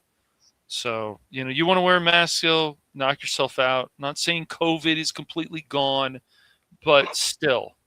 Yeah, when the pandemic hit, I tried to walk into Kroger without a mask, and they had someone at the door stopping people and would not let anyone in without a mask. Right. I looked at him. I was like, I understand you're a kid, but I'll go shopping somewhere else. Yep. They told people you had to get the COVID shot or you would be fired. There's all these stuff and so when things like this happen, and I do believe even at the time of the administration, that, they were using this as well as the media to control people. you don't do this, you're a horrible person. Let's get our pitchforks and torches out. And what did we find out? Just like a lot of these things lately, a lot of lies. Some truth, but a lot of lies. These people, the same people, were covering up stuff from John Hopkins about the shot, about this. And you even had family members. You got to get the shot. You got okay, get the 2 shots, then stop, or don't get the shots at all. And then when people died of COVID, and especially if they're on one side of the aisle, especially on the right side, sometimes, oh well, they got what they deserve. They got what they. It's ridiculous. And You want my vaccination story? it's up to you. It's not a funny story. My person served 2 tours in Iraq. He had recently got custody of his son. His son was 16, almost 17 at the time. Or no, he was 17 at the time. And his son told him, Dad, I understand you're a Marine, but I'm joining the Navy. And if you know anything about military people, they're kind of competitive between the branches. And when his son told him that he was enlisted in the Navy, he supported it because that's the kind of man he was. Mm-hmm. He found out that to see his son graduate boot camp, the only way he'd be able to see it would be if he got the shot. Mm-hmm. Sure. He died of COVID. Yeah, it's just crazy. There's some actors even. I think of Kevin Conroy, who played Batman. He was very much involved in the shots. Take the shots. Take this. Arnold too. Take the shot. Do it. But really, it was just crazy. And so I'm just like, okay. And then people stopped taking the shots. And what do you know? It wasn't a big deal. So it's just like the flu shots. That was optional. But with the COVID shots, and you see kids taking them, all kinds of stuff. All it came about control. This is a great way how we can control the population. This is a great way to control this. All the lies, the fact that they said this wasn't from China. And I remember people got mad when you'd be like, it's from China. But really, that was all true. And so all the lies and all this. And so now there's still people out there, you need to understand the media wouldn't lie to you. And it's like, are you an idiot? And so it's really funny to me how just uneducated a lot of people are about a lot of different things. And all they need to do is just educate themselves some more. Yes. I surely believe had he not been vaccinated, he would have lived. Mm-hmm. Mhm. So not only did he not get to see his son graduate boot camp, he missed out on seeing him graduate high school. He missed out on seeing him get married. Right. He missed out on a shitload because somebody out there decided that they were going to create a virus to control the population. Right. Right. And, Yeah. I think they infected him with the vaccination was infecting people. Because in most vaccinations, it is a live virus. Yeah. You have to use a version of the virus in order to create the vaccination. Yeah. And the thing is, I understand what you're saying, Lady Miss, but the thing is, people want to take the vaccine, that's fine. But the other problem is that the vaccine also does not match with their body. There's other people who can't take the vaccine because they can die. But the problem, I couldn't take it because of the history of high blood pressure in my family and heart issues. Yep. The problem is that the lies that people were spreading. Is COVID still around? Yes. But there were lies, and there were people covering up actual articles that said real information. Like, this is not right. If people want to do that, I'm not for going and be like, hey, how could your kid do that? But these other people, they are all happy to say, you put your mask on, you do this. It's ridiculous. It really is. So I'm not a fan of any of that. Yeah. And I'm yeah. Go ahead. No, just real quick, I want to acknowledge Scott Westbrook and the $10 super chat. He says it just because it's been a while, and to save sacrifice Steven for future use. Yes. Yep. Yes, Fat Steven JFG. Always got to make sure that if you play a game with him, you got to sacrifice him. Yep. And So, Scott, thank you for that $10 super chat. Thank you for keeping that warp core powered. And this is for you, my friend. All right, put the money in the bag. I'll buy that for $1. But yeah, and YouTube and other platforms, they were trying to censor people that were asking questions. They were censoring doctors who ask other questions that didn't fit with the narrative of a lot of the bullshit media. And then it was just insane. And so I know these are hot topics, but it's just the reality. There were people, including politicians, governors, people who lied about being close together, that saying don't do this, and then they go and do something else. It's outrageous. It's all. So a lot of these people can personally go fuck themselves. That's it. So that's all I'm going to say about that. People deserve to lose jobs over this. People, the lies, the smearing, the this, all this stuff. What's wrong with asking questions about anything? I just, it's insane. So whatever. Well, I get the whole concept of vaccines, but with yes, they are. I think. But with the concept of the COVID vaccine, my issue with that was it was not tested enough. That was my biggest issue. Right, exactly. Okay, I don't know if y'all are familiar with the term of vaccination-induced autism. And basically, when we were kids, we had X number of shots, and we got a separate shot for each virus. Well, you get to the participation trophy handing out generation, and they're like, well, we don't want to torture the kids any more than we have to, so let's just merge all these diseases together for a vaccination. Mm-hmm. And they were putting mercury in with the vaccination. And I don't know if y'all are familiar with mercury in the brain. Once you get mercury in your system and you get it on the brain, it does not come out. There's nothing they can do about it. It's permanent. Okay. So they finally discovered, oh, fuck, we fucked up and, we're hurting kids. So they took the mercury out and they still have all the vaccinations combined. Okay. So I don't know if y'all realize the number of people that are autistic now is astronomically higher than when we were kids. I was probably 10 before I met my first autistic person. Mm-hmm. Now that I'm in my 40s, everybody has at least one kid who's autistic. Mm-hmm. And part of that, I believe, is they broaden the term of what is considered autism. But I also believe that part of that is vaccination induced. But the government will not say, hey, we're basically poisoning your kids. And if you ever find out that your child does have autism that stemmed from the vaccination, there's not a damn thing you can do about it. Do you know why?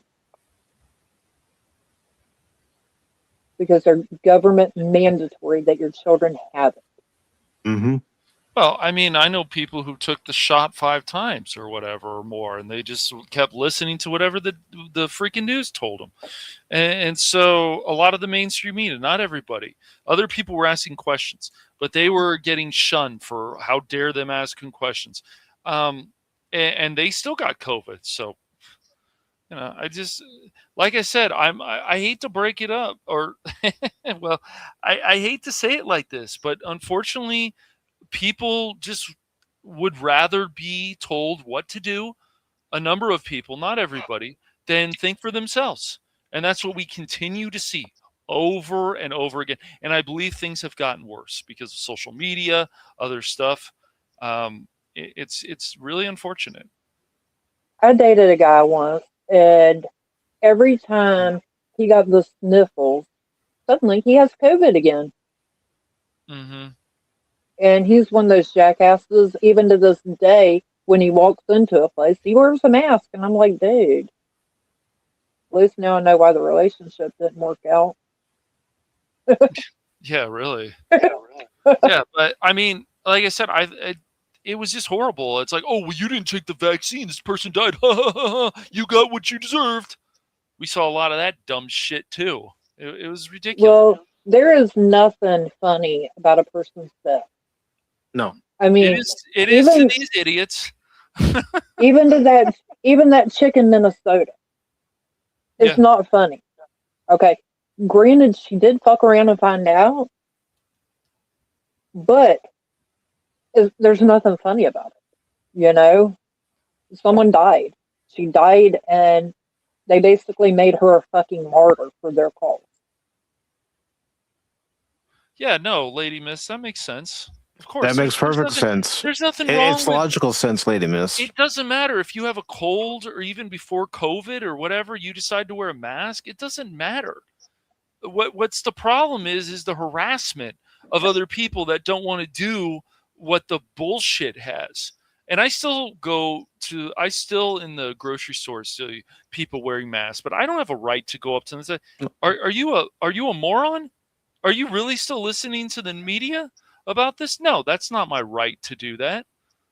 No, It's like it's not their right even to in go my up to area, me and Cash, start I still harassing see. me.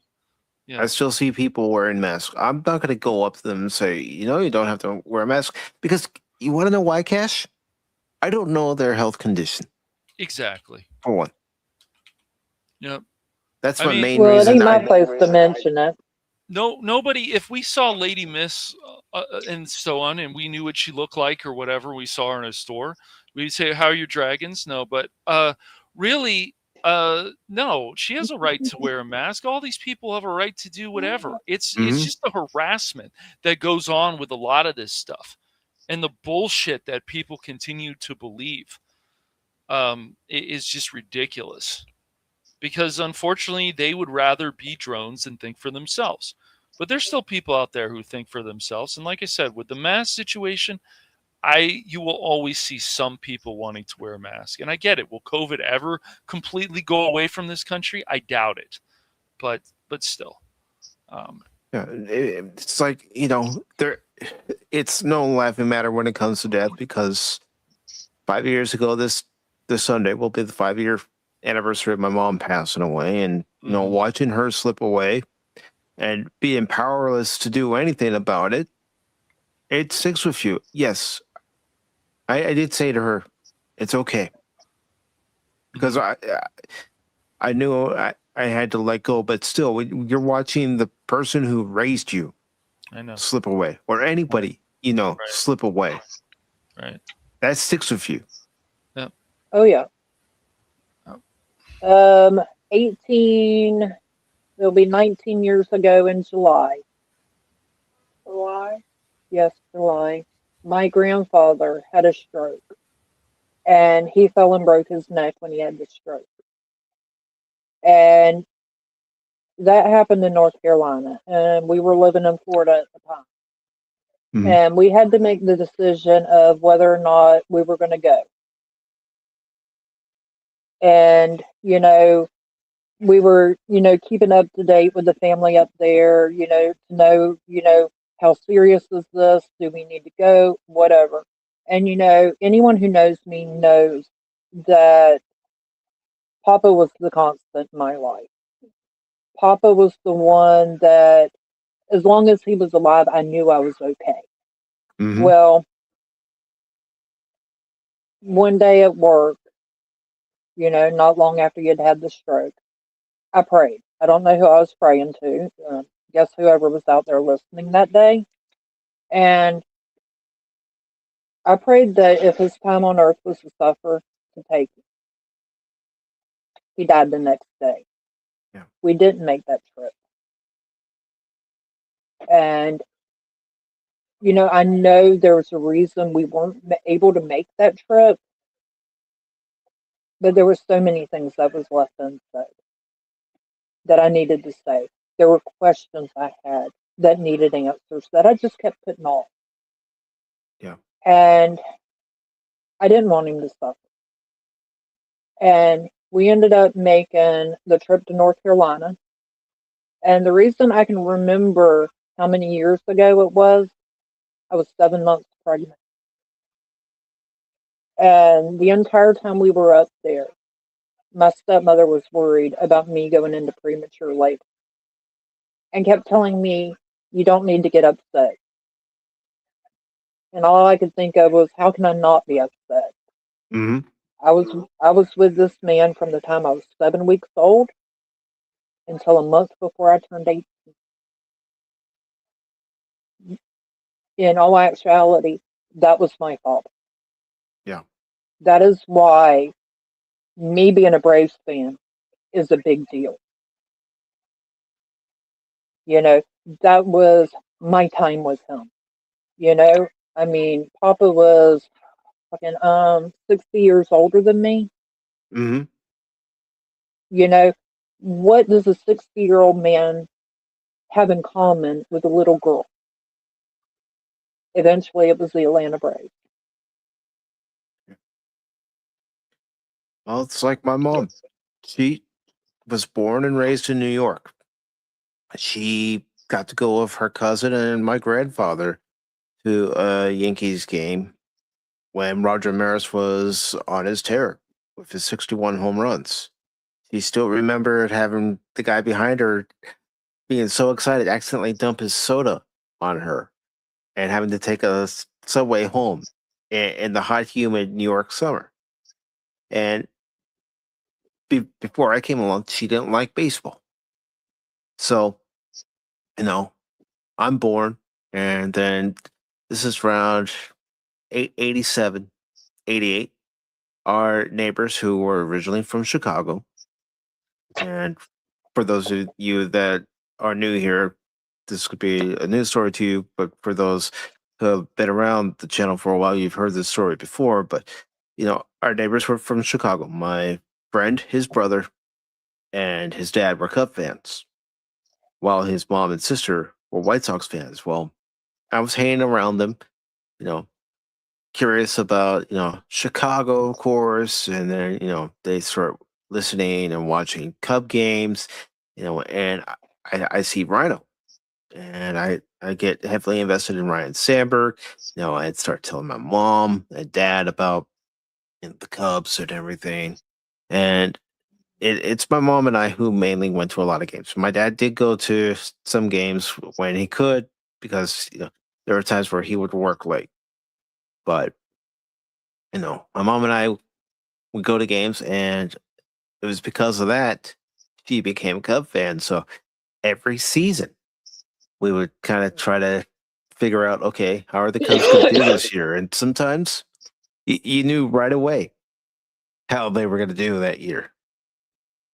But I I still remember talking to her before opening day of 2016 and saying, I got a feeling the Cubs are going to do something special this year. I don't know what, but I think they're going to do something special. And she says, but you say that every year. I said, Mom, I've got this feeling they're going to do something. I can't explain it. And I think one of my greatest joys with my mom, going to Cub games and everything was one time when my mom, dad, sister, and I went to a spring training game. And this was back in 96, so 30 years ago. And my mom's sitting there as we're waiting for our hotel room to become available. And out of the elevator comes one of her favorite players, Mark Grace. And the fact that she got to meet Mark Grace and to be there for that, it's like, yeah, mom had her moment. Mom had her baseball moment. It- baseball, it brings people together. You don't know who's going to influence you and who you're going to influence with your love for baseball. I guess Because that's what them I'm damn just trying to Dodger say. fans. Well, I mean, the damn Dodger fan expects everything and anything now because his team has money to spend, and they just want to gobble up everybody. They're the West Coast Yankees, and He, he's obviously not here right now because if he he, was, he'd be chiming in. I know that's why we're talking shit about him. Yeah, damn Yeah, he Dodgers. said he'd be right back. I Yeah, know. I they're saw that. overpriced and overrated. Yeah, and they want Freddie Peralta now from the Brewers. So yeah, what the heck, Cash? Can't you guys be satisfied? No, they Satisfied with want the everybody that they think's elite. yeah. Well, I hate to break it to Dodger fans. Kyle Tucker is not an elite. Well, Mike, I'm gonna have to say something. I'm Okay. sorry. Atlanta's winning this year. All right, but you're gonna have to go through the Cubs in the NLCS to get there. Well, let's just go with this year. As long as one of the two teams win and it's not the freaking Dodgers, we'll be ecstatic. Exactly. We'll go with anybody but the Dodgers. Nobody wants the Dodgers to win another championship. Nobody. I don't care what Cash says. I don't care what he says about deferring payments for contracts. Every team can They do it. shouldn't be able. They shouldn't be able to defer payments. No. I mean, You know. But I the guess you saw the commissioner. good news. About Andrew Jones being elected to the Hall of Fame. Yeah. Yeah. That was a long time coming. He deserves it. He was a hell of a player. Yeah, I started watching about a year or two before he joined the team. And me and my grandfather would sit there and watch it on TBS. God, I miss TBS. But we would watch it every game. I'd come into school the next day and my homework wouldn't be done, and teacher would be like, "So, how many innings did they go, and what was the score?" Yeah. I mean, that reminds me of, and this is back in high school, again, 30 years ago. And I was, you know, it was on a Thursday, and on Thursdays, it was our even number periods that were block periods. And there's a light going into the school that always malfunctioned. So by the time I got out of the car and started running, I heard the tardy bell ring. So I'm hauling ass. And my U.S. history teacher was a Cub fan. But the only reason he left the door open for me was because he saw that I was hauling ass, and he says, "I've seen you hustle more than the Cubs did last night." And I'm screaming, "Don't close the door! Don't close the door!" He's all, "I'm not closing the door." Now my classmates were all, "You only kept that door open because he's a Cub fan, like you." No, I left it open because he was hustling, and that's what I want to see out of all of you. Put your effort into the lesson plan. He was trying to create a teaching moment. Yeah. But yeah, I miss when things were simple like that. Yeah. You know, like I said, I went to a private school, and we we didn't have sports quite at the level of public schools because we were a lot smaller. My graduating class was 3, if that tells you how small the school was. You know, is that right? No, there was 4 of us for my graduating class. And the big sport for that school was basketball. Mm-hmm. And during basketball season, you wasn't allowed to walk on the gym floor. Well, I was running late. I know that's probably very surprising considering how today started, but I was running late from break, and I decided I was going to take a shortcut through the gym floor. About the time I got to the middle of that gym floor, one of the teachers stuck her head out the door. I was caught red-handed. So what do you do at that point? You cover your head and pray they don't see you. Mm-hmm. It didn't work out for me.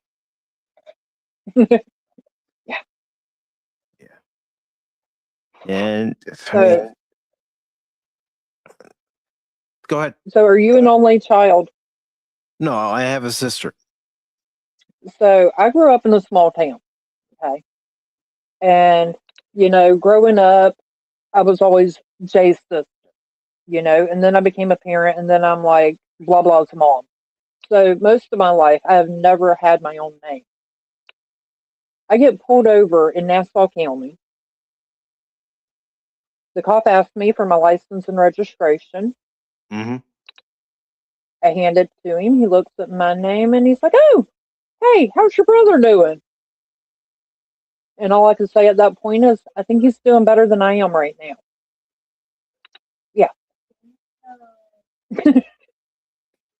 And that was pretty much how it went around town, when people would see me. Oh, how's your brother doing? Not, hey, how are you doing? No, it's, how's your brother doing? Yeah. That had to be hard on you. Well, I kind of got used to it. He moved away, God, how old's my daughter? 18. Probably about 16 years ago, he moved up to Georgia and got on meth. So it's easier for me now because people don't associate me with him anymore.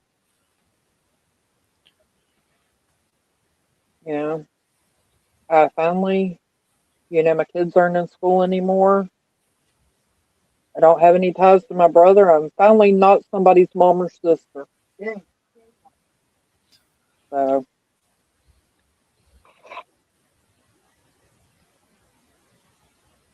And Cash is back. Cash, is there any questions you wanted to ask Hellion? Hellion, what do you think? don't you? Huh? This better not be you fucking with me. No, I'm not actually. Okay. What do you think about somebody on stream that wants to play easy mode? Like what do you playing mean? easy mode on a game. So saying Mike and I know a few people that like to go more of the easy mode route. What do you think about somebody who wants to stream a game on easy mode? Do you think that's good content or do you think that's kind of weak? Well, Cash, you are aware that I am not much of a gamer, correct?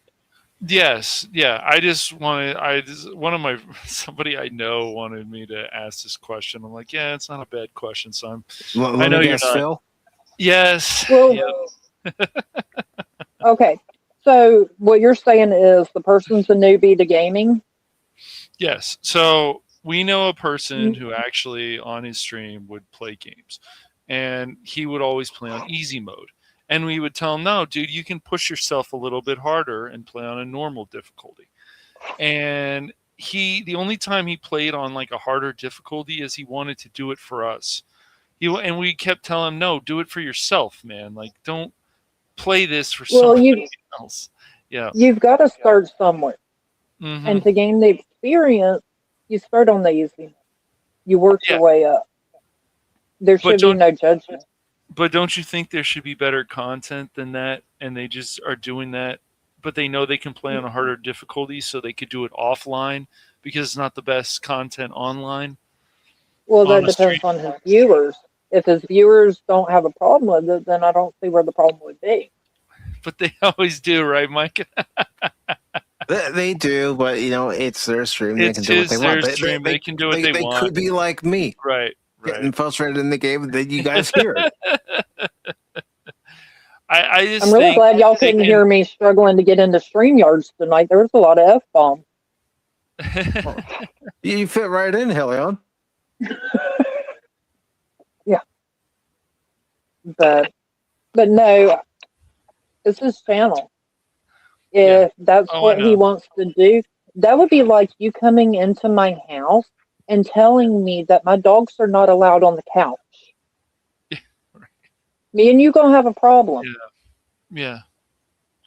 No, it's just the same person will always say, "Oh no, I can do this and I understand and all this stuff." It was just kind of funny. We we always make a joke about Is the it whole Phil? thing of easy mode, but I was just wondering what your feelings are about that.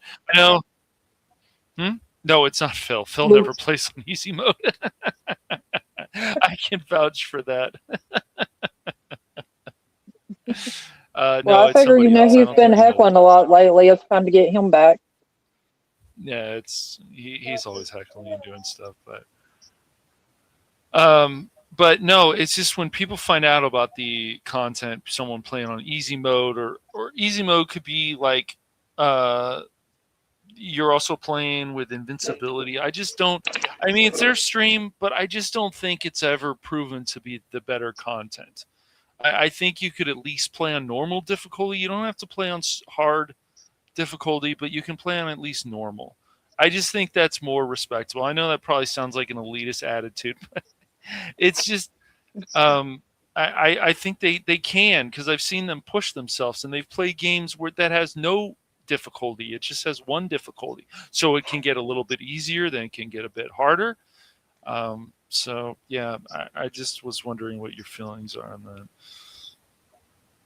See, one of the reasons why when I play games, I prefer co-op games is Mhm. because going in, I know I suck. And there's a good chance I'm going to die. When Yeah. I started playing Fortnite, no one told me anything about the game. Mhm. So you've got this big ass storm coming in. I'm like, well, I'll just get in the house. I'll be okay. That's how I died the first time. Mhm. Yeah, and then the second time I played, I think I was playing with Daryl. Oh yes, And I got Daryl the derelict. Yeah. Mhm. Yeah, and I got separated from a group, and I Mhm. had this little thing in my hand. It was a grenade. I'm like, ooh, I wonder what this does. So I threw it, and it landed in a bush. Someone was hiding in the bush, Yeah, and that was my first Daryl's kill. really relaxed though. I can't ever see Daryl getting upset over a game. I've played with people obviously over the years who get very upset. Some people who I still play with get very upset, but I don't see Daryl ever getting upset at people for gaming and so on. And Daryl doesn't play many games at all usually. He plays a few, but even when he was playing Zelda, he just stopped. So, Yeah, I quit playing Fortnite with kids because I was teaching them bad habits. There was a 12-year-old boy whose first name was Aiden. And, me, him, and his mom got to where we were playing together all the time. yeah. And after a while, someone would say something, and he would respond with, well, that's what she said. Mm. Yeah. Friends could taught him that too. No, he learned it from me. Mm. Yeah. It's like Michael from The Office. And Phil's saying, don't be cheesy and play on easy. There's another person that we know too, and he's a goofball. But that's how he likes to run his streams. But he's also played some other games on harder difficulty. I just like to get people's opinion on that because I find it interesting. It's like, I don't know. I think you guys could push yourself just a bit more, and I think people would respect that on stream. I mean, Well, they I'm don't going have to to go say crazy this. like Mike and I, but I'm going to say this. If you come into my house and scream at my dogs to get off the couch, no one you know, should do that. this is the example. Yeah, you don't have to The scream. mean- Do that? I go shoot with him. Yeah, then me and you going to have problems. They get shot. So, Bang, bang. but you get my point, though. Bang, Nobody bang, should bang. do that. That's just so rude. Shotgun type shit. But no, that's my example for you talking about how someone's playing in their channel. Yeah, but I mean, you don't have to yell at anybody. But you I can make mean- suggestions. You don't have to yell. Well, you Yeah. can encourage him and say, hey, buddy, you're doing fucking phenomenal. Why don't you try a Oh, little we've bit tried. harder? We tried, didn't we, Mike? Yep. Well, we did, but I did tell him when he asked me for advice. I told him, don't worry about what everyone else is doing. Do whatever the fuck you want. Hilarious, Lady Miss. Yeah. Yeah, And, yeah, exactly. and he said, well, That's that's straight and to the point, isn't it, Mike? I said, well, that's yeah, how I'm going to yeah, deliver it to you. I'm going to be blunt with you.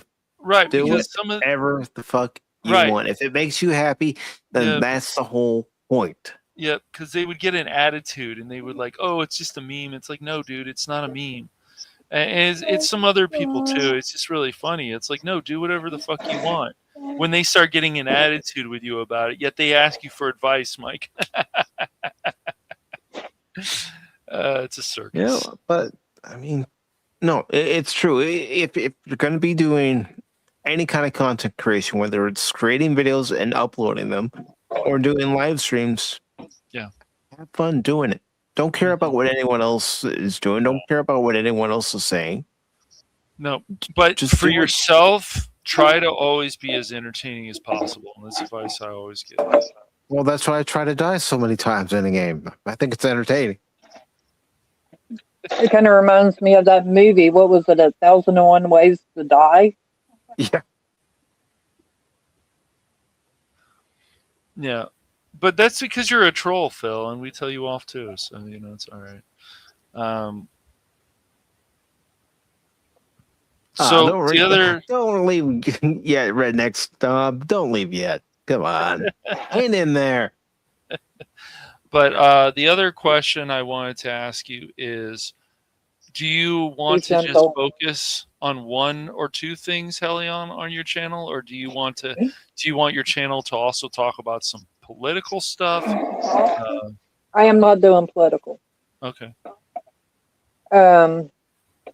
Because there's way too much politics in the world right now, and we all need a place to go to where politics are not a factor. Yeah. As for me, my spirit animal is probably a squirrel. Okay, so I have 1,000,001 ideas. Gorilla. I am not a gorilla. My kid's in here offering insight. I know. But Mm-hmm. I also want to write books. Yeah. And it's like, when am I going to find time to do everything I want to do? So right now, I am focusing on the Damnation Clause. Okay. And I want to at least get the first season completed, because another one of the projects I have, I think it was called the Counterfactum Chronicles. And what that is a real life historical event. It goes into details of, say, the Civil War. Okay. What led to the Civil War, what happened during the Civil War, and what was the outcome of the Civil War. Okay. Once that baseline is established, then we're going to go in there and we're going to rewrite history. And whenever you alter history, there's a chain of events that change with it. Mm-hmm. Okay? What would have happened had the South won and not the North? How would the world be different now? Mm-hmm. Yeah, and I figured, I could do one historical event per show, but I am pretty sure people do not want to sit there for 6 hours. Because the thing is, every event in a historical event, all the little ones add up to the big conclusion. Mm-hmm. Yeah, I sound like a nerd now. You sound like a squirrel. Don't worry, you're the guest. This is your time. That's This right. is your spotlight to say what you need to say.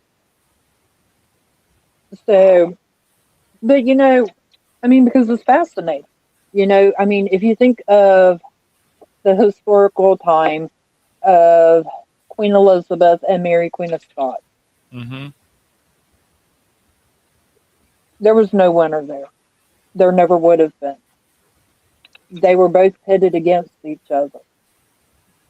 I can see, Mary is viewed as the rightful heir, whereas Elizabeth was the bastard queen. But Elizabeth did so much for her country during that time that Mary never would have done because Mary was divided between Scotland and England. So. And like I said, I have all kinds of ideas. And it's just finding the time to sit down and implement them.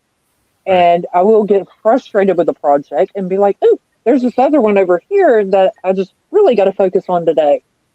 And then today or last night around 10 o'clock, someone who's in chat was like, "Hey, let's make T-shirts." And I'm like, "Okay, I'm gonna have to figure out how to plan that." So apparently this week I'm also making T-shirts. Thanks, Oh, Beth. what?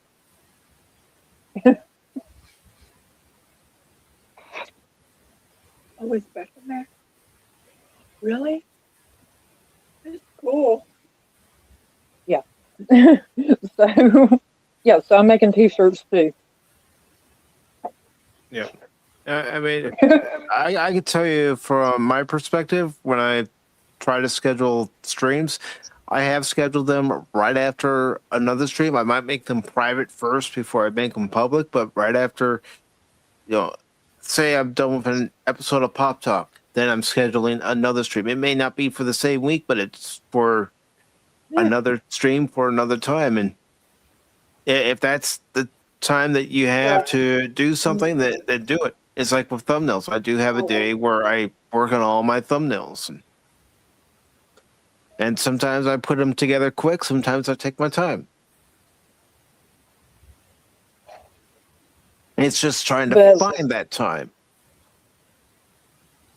But lady, you really should get back to Jew and drawing if that's what interests you. I mean, you could even do a how-to. I don't know if you're familiar with McAnee. McAnee draws, yes. He's a great guy. Yeah, he does drawing on his channel. I haven't seen it in a hot minute, but I'm sure it's still out there. Yeah, as a matter of fact, I'll go ahead and get the link for McAnee's channel as well. And I'm not here name dropping. I have not watched one of his streams in probably over a year. I don't mind it. But if I remember correctly, he did digital drawing. Yeah. That's cool. So, Mike, what is your stance on AI? Oh, God. That's so It's a tool. It's a tool. Mm-hmm. Because I can't say, oh, AI is this, AI is that, when I've used it as a tool to help create thumbnails. Yep. Well, I mean, sometimes, like I said, I am part squirrel and I have so much shit going on all at the same time. And, I have a plan to make money. And I'm not going to go into all the details, but there's just so many moving parts, for this plan that I'm like, I don't know how the hell to do this. So you get on AI. AI will hit all of the sites that discuss that and give it to you all in one place instead of you having to hit 50 different sites just to figure out one answer. Mm-hmm. It's like Google on crack. Do not write anything bad. No. I do the heart. Oh. Sorry, my kid has my phone. I mean, when it comes to AI, like I said, I've used it as a tool. Sometimes I need to create a background or I need to create something for a background that I can't find anywhere else. So I'll use it to create part of the background. And it's like when I made a thumbnail for a gameplay of Marvel Rivals. I had different characters on the thumbnail and I had Storm on the thumbnail, but I couldn't find anything to help me create actual lightning from coming from Storm's eyes. And, even stuff I tried to do in Photoshop, it just wasn't coming out right. I didn't like the way it looked. So I uploaded my thumbnail to Grok and I said, create a lightning effect coming from this character's eyes in electric blue, and it created it. I can actually pull it up if you want to see it. Was it the one you did that I couldn't be a part of because it was the premium one? No. This was a non-premium one. Mm-hmm. Oh, okay. Here, I'll go ahead and pull it up real quick. Yeah, I recently discovered, every time I get on AI, it's like I discover more of what it can do. If that makes any sense. Mm-hmm. That's like, the video that I shared with you, the only one on my channel. I didn't know that I could generate many videos and do it like I did. So that whole trailer was me experimenting with just what I can do. And I don't know if Cash told you, I've been playing with it in the evenings, and he's been the most fortunate one to get the videos that I create just to get feedback. Because anytime you deal with AI, you're going to be dealing with limits. Yeah, you're gonna put in exactly what you want in the description, but for some reason the AI doesn't interpret it correctly, and you get some messed up images. I've had that happen. And Well, anytime you keep deal with working on AI, it, and when you deal with AI, you've got to pretend that he is clueless of what you're thinking. Because one of my biggest drawbacks in dealing with AI is I fully expect, as much as I've chatted with him, for him to know me inside and out. Because, I use it for everything. If I need, like, I'm heading to Atlanta on the 30th. Okay? So, yeah, for Braves Fest. Yeah, so on the way there, we're going to have to stop at some point and eat. So you get on AI, hey, what's on the way to Atlanta from Jacksonville, Florida, to stop and eat? And you can ask Redneck Snob. We did that when we went down, where were we going?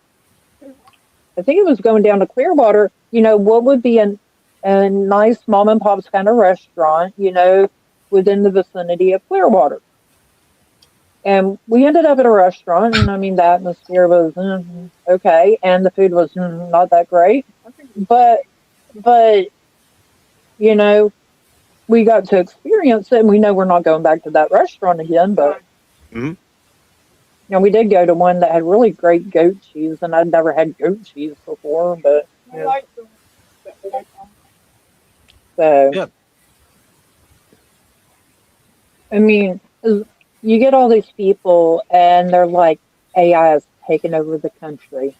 AI is going to be the reason that this whole world falls apart. No, humans are the reason. Humans is the reason this world's going to fall apart. Because AIs are not going to argue with anybody. Because Hollywood and the studios, they got tired of all the crap. There'll be another writer's strike coming up soon. Yeah, probably this year. I told ChatGPT that he sucks when he won't do what I tell him to. And does he get mad at me and threaten to cut me off? No, he apologizes. Because that's what real men do. That's how you train them. Yep. That's how them. Yeah, because I have asked him what the fuck was he thinking, and he's like, I'm sorry.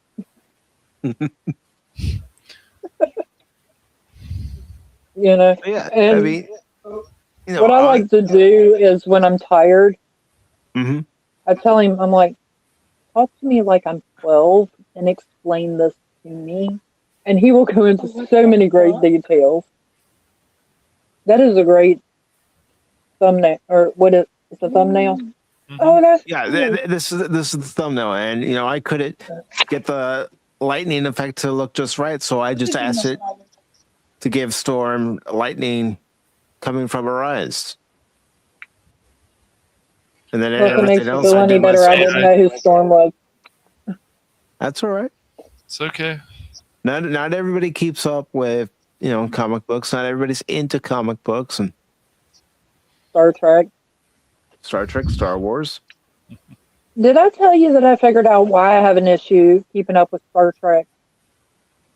No.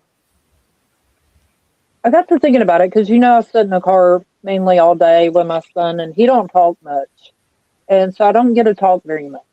So I think a lot, and I finally figured out what it is about Star Wars, Star Trek, all of them that I have a hard time with. I am not very good with science, and by the episode that we watched the other night, it was very scientific based, Mm-hmm. and that was probably the problem. I mean, I quit high school in the middle of my senior year, and I lacked 3.5 credits from graduating. 2 of them were in science because it just was not my subject. Give me a math problem. I can figure it out. I can figure out history. I may not be able to talk very well, but I get English. But there's just something about anything scientific or, anything that can present as scientific that it confuses the shit out of me. Justice for Star Trek. Is that Phil? Yeah. Yep, that's Phil. His favorite movie is Star Trek V, He said he a The Final Frontier. He always trolls with that, but yeah. Well, I can understand that, Hellion, because math was never my greatest subject. It was one of my weaker subjects, yet I did all right in science.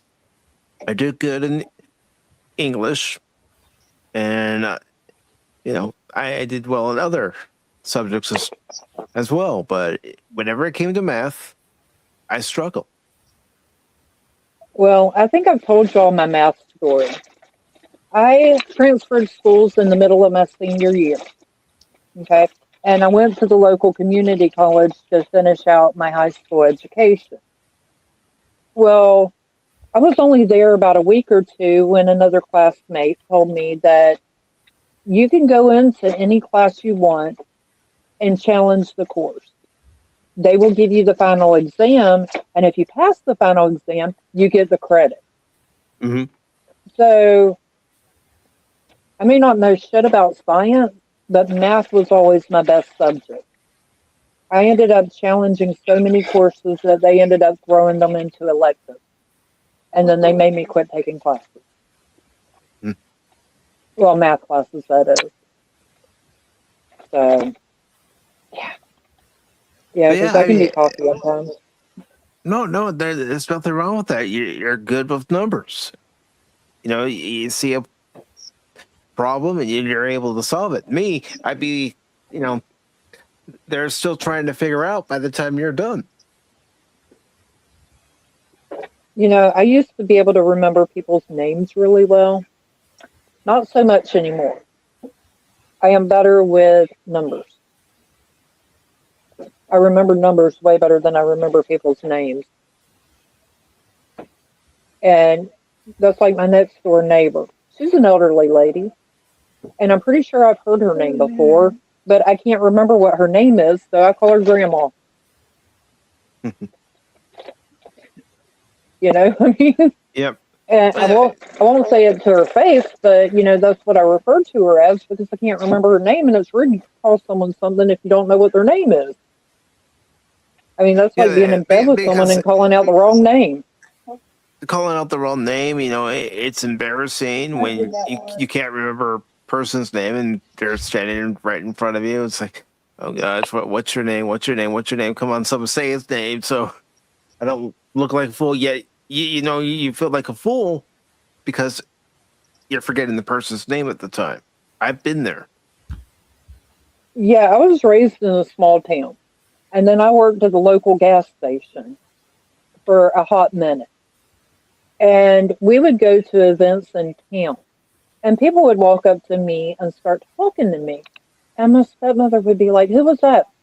I had no fucking clue. She's like, well, they seem to know you. Well, they probably did. So, because, you said you worked at a gas station. So some people, they recognize your face from working at the gas station, they may not remember your name. Just like, there are times we don't remember their name, but they recognize your face. So they know your face from somewhere. Yeah, my stepmother was the world's worst with names. So apparently my brothers were always problems. So whenever I would be the random problem, she would call me Gary Bob J. And I learned to answer to Gary Bob J. Yeah. So, and I can't say I've never done that to my kids. My oldest son, I keep calling him my brother's name, so I told him he's just going to have to live with that. But one of the questions I always ask a guest who comes on the Pop Talk and they talk about their channel is, where do you see your channel 6 months to a year from now? Well, hopefully with videos. Because I started working on the first episode, and I didn't realize the way I'm going about it is very time consuming. I do believe the first episode has 5 scenes, might be 6, and I've only got one of them completed. And part of my biggest struggle right now is the voiceover, because I read like a second grader when I read out loud. Mm-hmm. And, when you're doing like a fictional thing, you do not want to sound like you just learned to read or that English is your second language. So I've been using AI generated text to speech, and, for about an hour, it works really great. And then all of a sudden, it's like, hey, I'm not doing this anymore. And then you get people that are like, well, go and pay for the voiceover. And I pay for it, and I still can't get it to work out half the time. Mm-hmm. So it gets frustrating. So I don't plan to get rich doing this, because if that's the plan, then I'm going about it all wrong. But I would like to have a little bit of a following. I don't need to become a YouTube celebrity. That would be overwhelming. But yeah, I haven't really thought of it 6 months in the future, because anytime I plan for the future, Mm-hmm. and you can ask Red Deck Snob this, anytime I plan for the future, things go to shit. So I plan for today. Yeah. And if today don't work out, I got tomorrow to try again. Yeah, because there's that saying, man plans, God laughs. And, And for some of I us, mean, we do live just from one day to the next. Just let me get through this day. yeah, I was talking to a guy once, and it was probably on a dating website.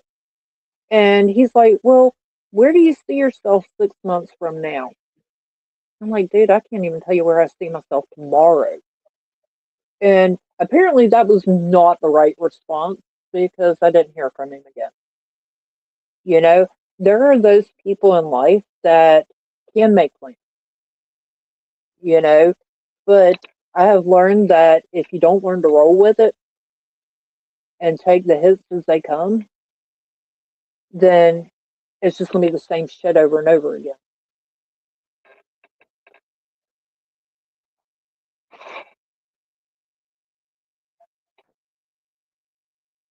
I mean,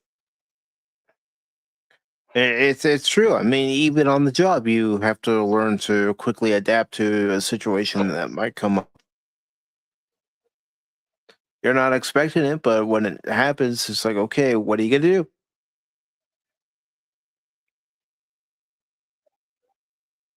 that's when you call management, let them handle it.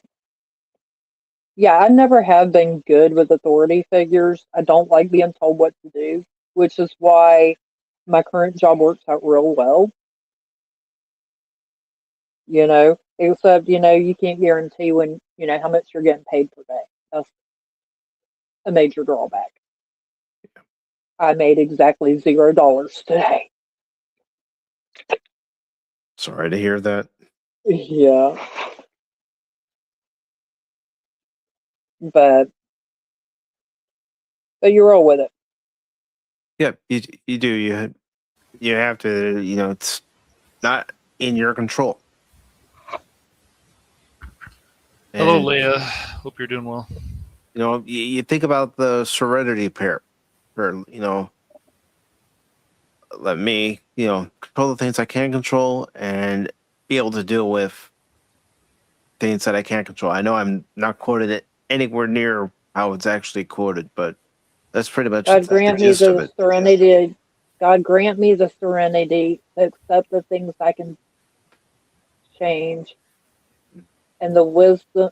Shit, I can't remember it now. You confused me. I'm sorry. the the there's another version of it. I can't remember that one either. And you know how I was telling you I read like a second grader?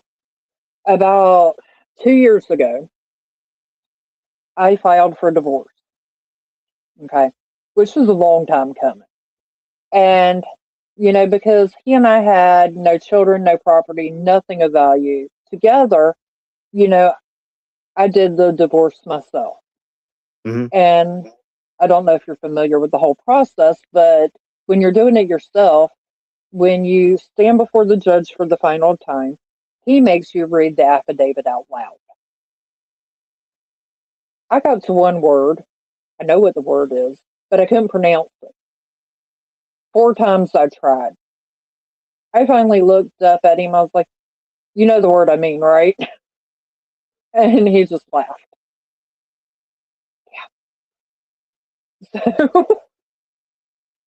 But Trust me, it's not easy doing public speaking, even in a courtroom.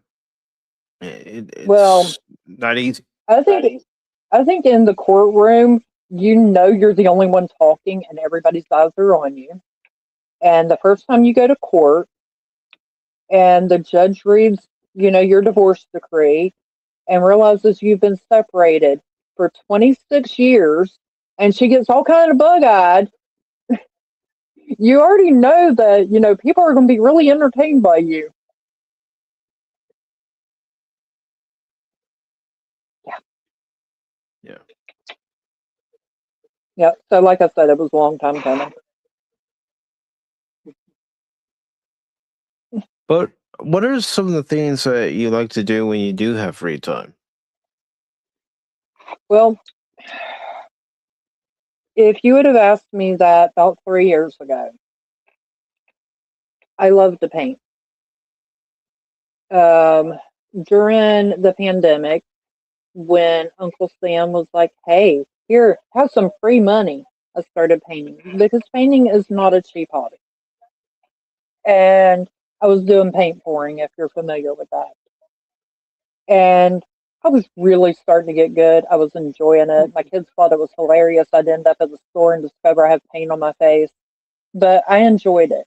And one of the things I enjoyed about it was the fact that when I paint, I don't think because I'm a thinker. If I'm sitting still for very long, I'm thinking. I mean, sometimes it's good things, but every once in a while you go to that dark place and it was an escape. Hmm. And I'm in a situation now to where I don't have the space to paint. And you know, that is one of the things that I plan to work for this year is to have that space. But then I have to juggle everything else I got going on. And you can ask Redneck Snob, I have to have a creative project going at all times. If I don't, then I don't have coping skills. That is the way I cope with things. I do know how to crochet. I would like to think I'm pretty decent at it, but it's one of those things I can't just sit and do because it's boring. Hmm. I have to have something on the TV. I have to, be listening to a book. Something has to be going on with it. A few years ago, I discovered Tunisian crochet, which, if you're not familiar with that, and I don't see why you would be, it is a combination of crocheting and knitting, Okay. and not very many people do that yet. But, it's something, but I do really miss painting.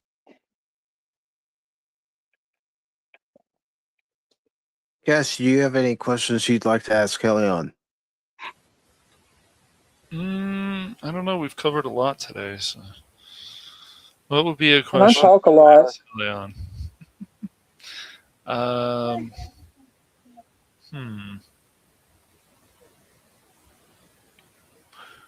Are you? Have you actually thought about doing? Why do I have a feeling someone's messaged me and say, "Ask Hellion this"?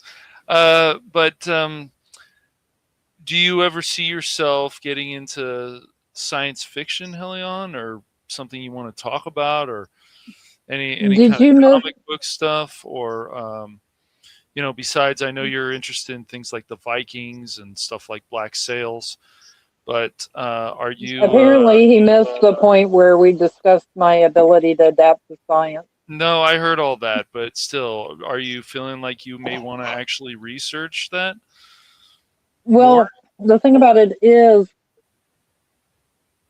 it would probably frustrate me because it would Okay. confuse me, and I don't like being confused.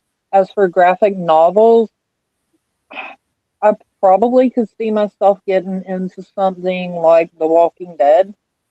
And Okay. by the way, I love The Walking Dead.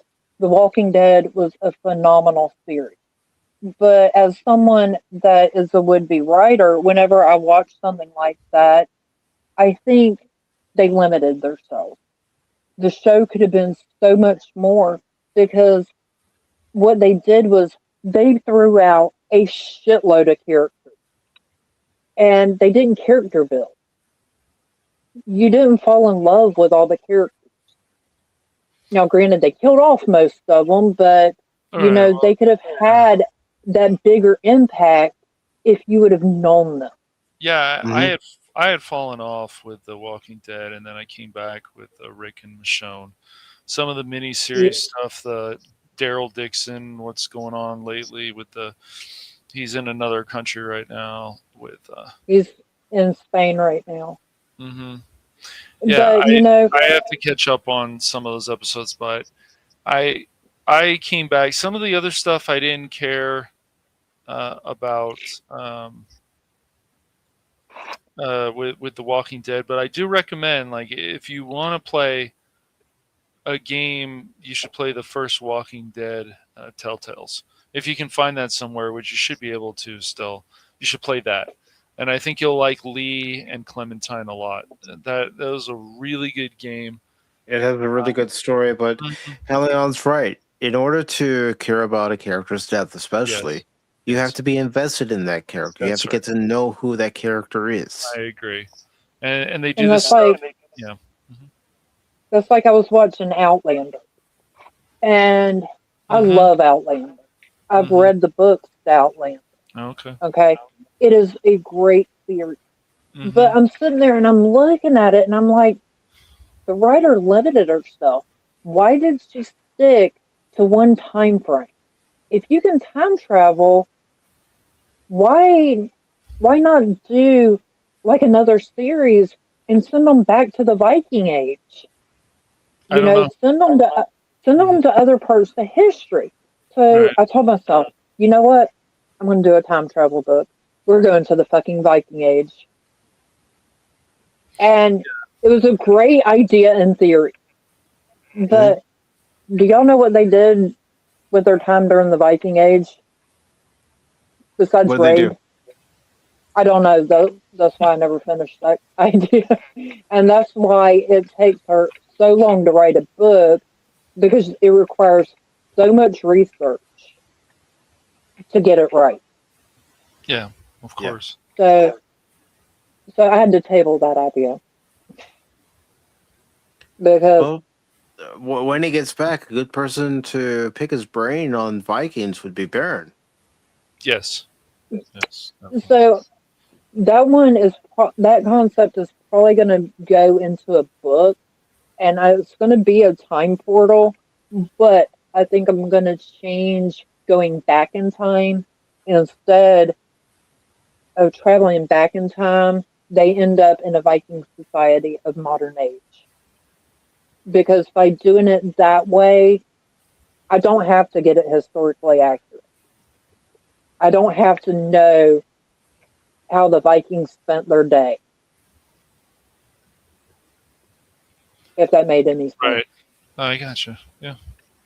And you can jump to other portals and do, a Scottish space society. Mm-hmm. I mean, there's so many ways you can do it. Yeah. But hello out there, Shane. Hope you're behaving Yes. yourself, man. Shane says, you nerds didn't mention you were having a fair maiden upon thy stage. But no, that'd be a great story idea, Hellion.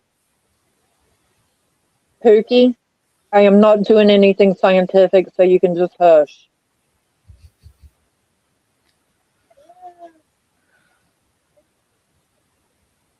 He knows who I am talking about. But, I mean, the thing is, I have all these ideas and no time to do it. Mm-hmm.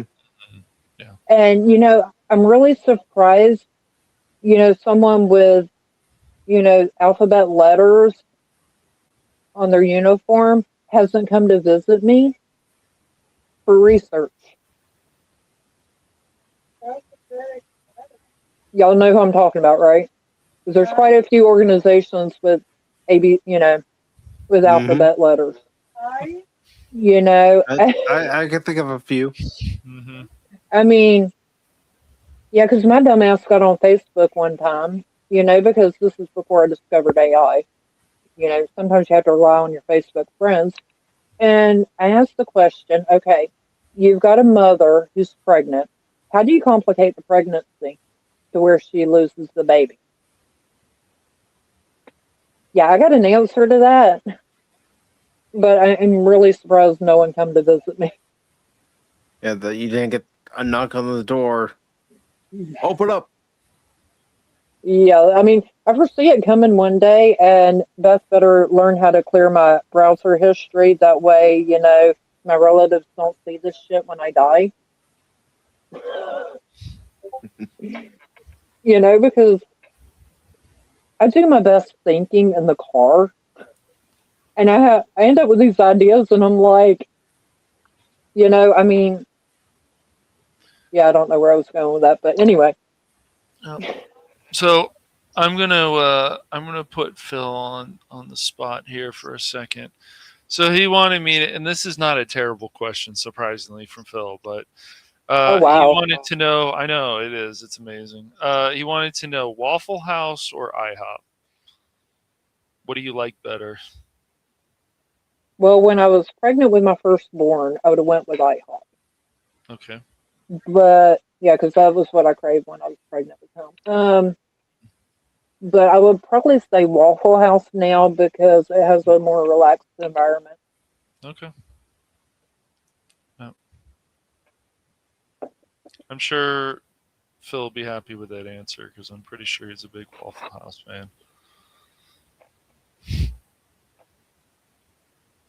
Yep. And if anyone else has any questions for Hellion, please put them in the chat and then I'll highlight them. Get everybody involved. But when it comes to entertainment, what does a movie or show have to do to really grab your attention? Well, one, character development. Mm-hmm. Because we already mentioned that. Like I said, I love The Walking Dead.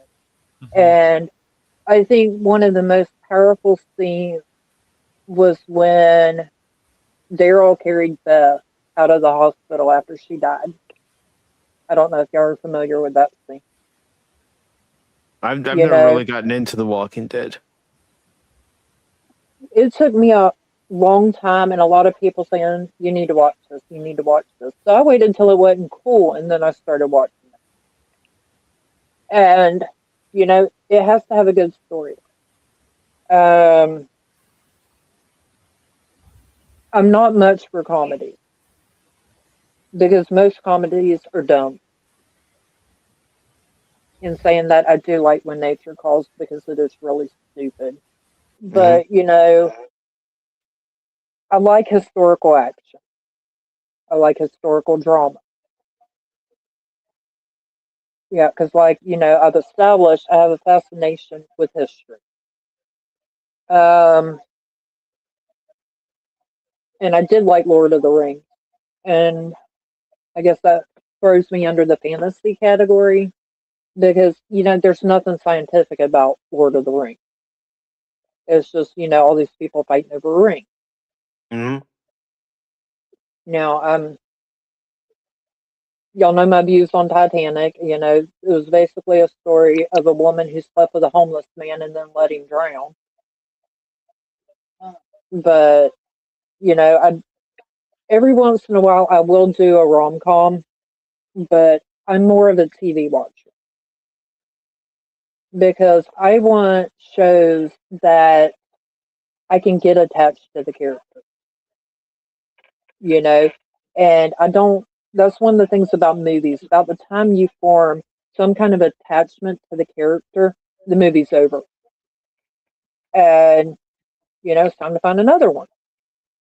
And you know, I don't know if y'all seen the show Manifest, I've heard of it. I but just haven't watched it. it is actually very decent. Never watched. It took me probably close to a season to actually get into it, you know, and it poses a major question. If you disappeared for 7 years and come back, how would your life be different? Because people move on. Mm-hmm. And, you know, one lady, her fiance married her best friend. What do? You love them both. You feel betrayed, but 7 years pass.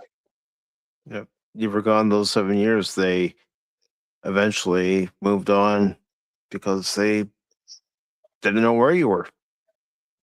You know, They didn't know I if you were tried. alive. They didn't know if you were dead. There was a show, I think it was called This Is Us. It is a phenomenal show, Yeah, I've heard of it. but it is, Never got into but it.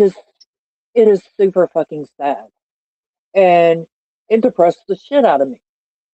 I had to quit watching it because it depressed me that damn much. But you know, I'm kind of eclectic on what I watch, though. Nothing wrong with that. We all have reasons for liking a show. There has to be certain specifications for a show, certain, you know, if you want to call it check boxes, call it check boxes, but a show has to be a certain criteria for us to be entertained by. And you know, not everybody's going to gravitate toward science fiction. Not everybody's going to gravitate toward fantasy, even historical, you know, miniseries or, you know, documentaries, but there's something out there for everyone. And that's like, you know, on the whole fantasy thing, I did really like the 100. Mm-hmm. I don't know if y'all seen that either. That's another one I haven't seen. You know, I mean, it was a great series. And, you know, Friends came out when we were in high school, correct? Yes. I didn't start watching it till a few years ago. And when I got to the last episode, I cried because it felt like I lost my friends. You know, because Yeah. you get emotionally invested. You get invested into these characters as, you know, watching shows like Friends, you know, Full House was one of my sister's favorite shows when it was on there, and she cried when that show ended.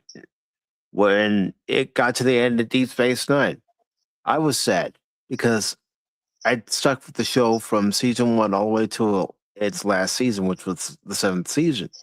So, seeing all these characters, because some of the characters did leave at the end of the show, and it's like they're gone, and we may never see these characters again.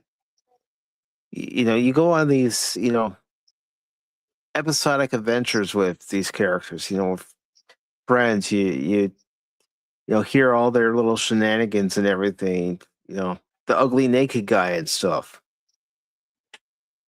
Well, I loved Grey's Anatomy when it Hmm. started. It was a phenomenal show until the woke agenda took over it. You know, it just, I can't get into it anymore. I would love to, but somewhere you've got to draw that line in the sand of saying, you know what, I don't want to be a part of it. Yeah, it's like the current woke agenda that's in Star Trek now. I can't watch current Star Trek because it doesn't feel like the show that I grew up with. Now, granted, the shows I grew up with were Star Trek: The Next Generation, Deep Space Nine, Voyager, and Enterprise, but still, this new stuff doesn't feel like that. It doesn't even feel like the original series. They've bastardized it, and when they bastardize, shows like Grey's Anatomy, you feel betrayed, don't you? Well, I used to be a big Stephen King fan. I loved his movies. I have a hard time reading his books because he is very, very graphic. And, I don't give a fuck what the color of the lampshade is in the other room. I really don't. Just get to the point. But anyway, his movies are phenomenal. Mhm. But the one thing I noticed with like Children of the Corn, the first movie, there's a certain premise. And it's like throughout the entire series, they start changing it. And it's not like the scenario evolved. It's almost like they forgot what it was. And there's a few of his movies like that. And, then you got Hollywood remaking shit. They should have left the standalone. Mm-hmm. I mean, the lady that played Mother Abigail in the first one was perfect. And there's no way in God's funky green earth you can tell me there's anything matronly about Whoopi Goldberg. There's not. And I don't think I got past the first 30 minutes trying to watch the remake. It's like, y'all have been saying, they keep remaking the same wheel and expecting it to roll differently. Mm-hmm. It's not Yeah. going to. No, you can patch and repatch a wheel only so many times. You can retread a tire only so many times before you can't do it anymore. I've listened to a lot of writers discuss writing. And I think it was Abby Emmons says, there's no such thing as coming out with a story that's never been done before. Because you got the werewolves, you got the vampires, you've got all these elements that people have done and done and done. But how you perceive it is what makes your story, what makes you unique, and why your story matters. Good God, I sound like I'm quoting her.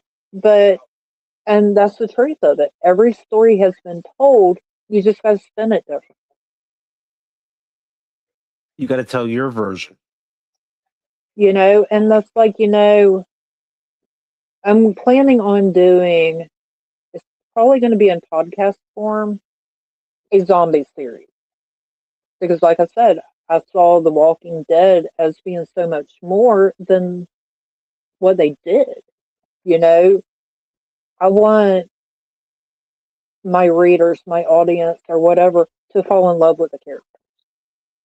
I want them to be human. I want them to not be flat.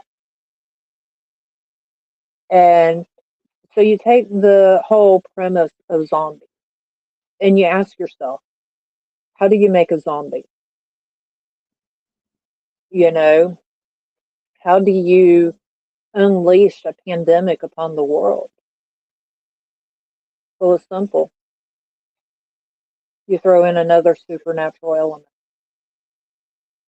a government created critter that carries the rabies virus. And I don't know if you're familiar with the rabies virus, but once symptoms of rabies are presented in a human, there is no chance for survival. So once you kill off mankind, once you infect the majority of mankind with the rabies virus, it mutates into the zombie virus.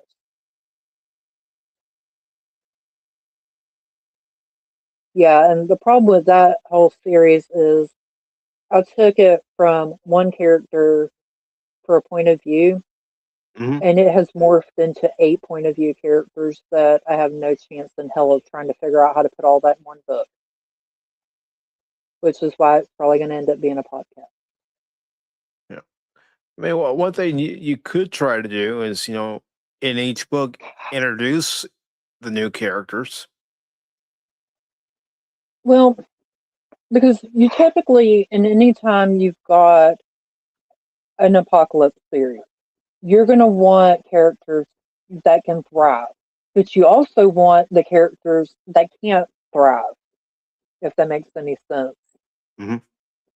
You know, one of the characters is going to be in, I think the name of the prison is Angola, and that's in Louisiana. And I figure, by all I've read and seen on podcasts and shit, you take your character and you throw as much shit at them as possible, to see what sticks. Every once in a while, you give them a little bit of a win, that way they think they have a chance. And then you throw another element at them. Well, this poor guy, not only is he in prison, but there's a hurricane coming through. There's a pandemic, that's globally. Hold on, what did I say? Oh, he's in prison. There's a pandemic. Let's throw in a hurricane. Now that we've got the hurricane in there, the alligators come out of the bayou. So this poor guy's going to have a hell of a time in there.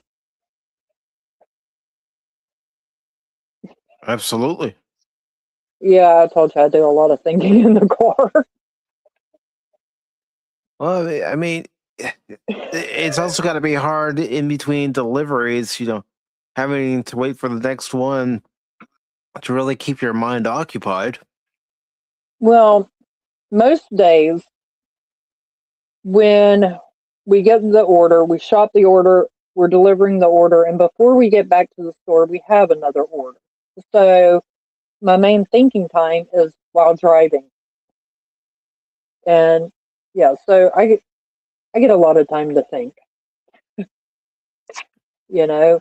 So my biggest issue is I have great concepts, but I ADHD them to hell to where my little concept morphs into something that's too big to handle. I took a one story perspective and decided, you know what? Let's tell it from 4 point of views. And then couldn't figure out why I couldn't get it to mesh.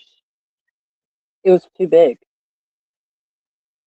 So, but those will probably be book forms, so because there's just some things you can't put in the podcast. No. You could try to consolidate it, but even then, you might be leaving out something that you really like. Well, it's not that, but if you're trying to tell a book, and the typical book is from 90,000 20,000 words, and you try to shove 4 point of view characters in there, you'll be lucky to get 12 chapters out of each character, which means you really ain't going to know your characters. Your reader is not going to know your character, and your reader ain't going to give a shit about them. It don't matter how much shit you throw at them, your reader's still not going to care. Because you have to give your readers something to care about. Right. You don't want to take a character who has no redeeming quality, because your reader's not going to give a shit about them. You want to make them a likable character. You want to make them flawed. Yeah. So, And and I that's told what you I was hurts a a lot of talker. modern entertainment, is that a lot of modern characters aren't flawed. They're perfect. But I hate to break it to anybody who likes the modern slop. None of us are perfect. We don't know everything out of the womb. We have to learn. We have to grow. And that's why you need the hero's journey.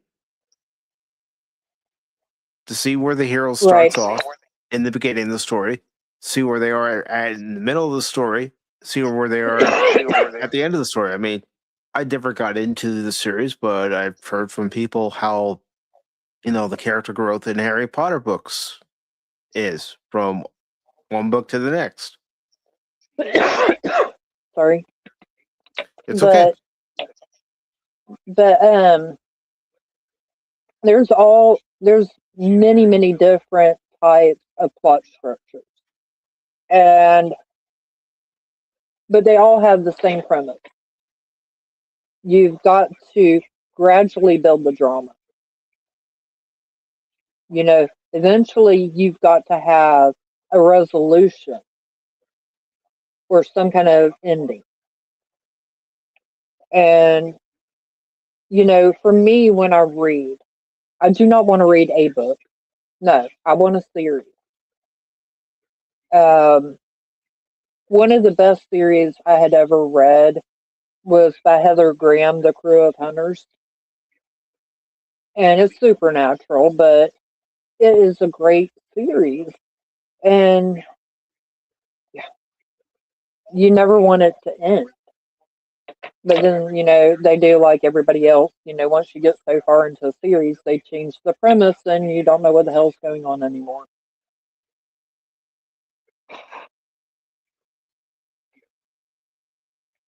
And that happens with TV series too.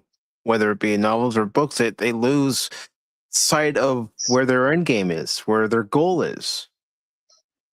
Where do you want to bring this story as it reaches its climax?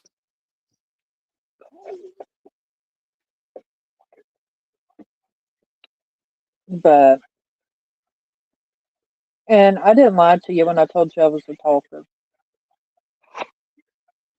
I mean, I'm the quietest one in my family. No, you're not. Don't worry, because you want to know something that Baron told me in the very beginning when he actually had me on his channel.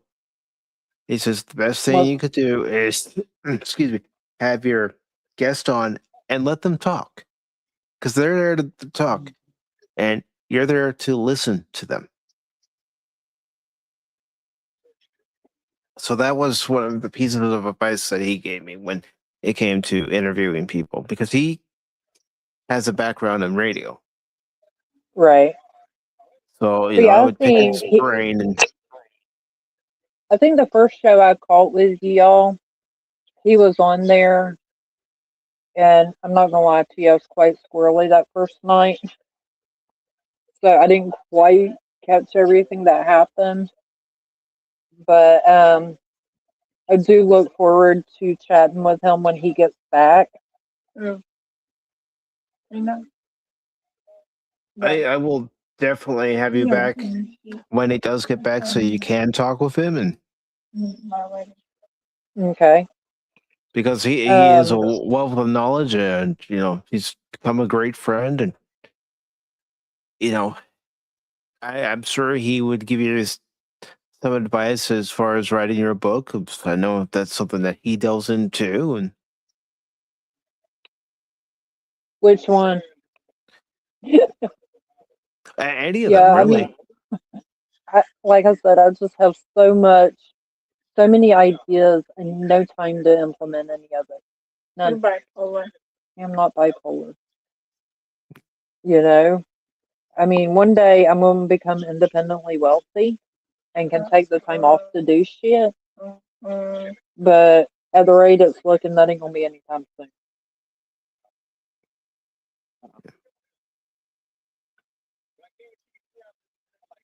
But you And didn't well, have to mute Cash tonight. no, he can do it on his own. Surprisingly, ain't that Well, right, Cash? Hey, Hellion is the guest, and when the guest is here, their whole job is to supposed to talk a lot. So that's their job. Talk a lot. I figured I put him asleep. No, not at all. He was like, damn, that bitch can talk. No, but he is right. You're the guest. We want to hear you talk. Yep, that's the whole point. For nearly 3 hours. And some Oh, people who well. come on here, it's like, I don't know what I'm supposed to. I don't want to just talk. I want you guys to talk too. It's like, no, you're the guest.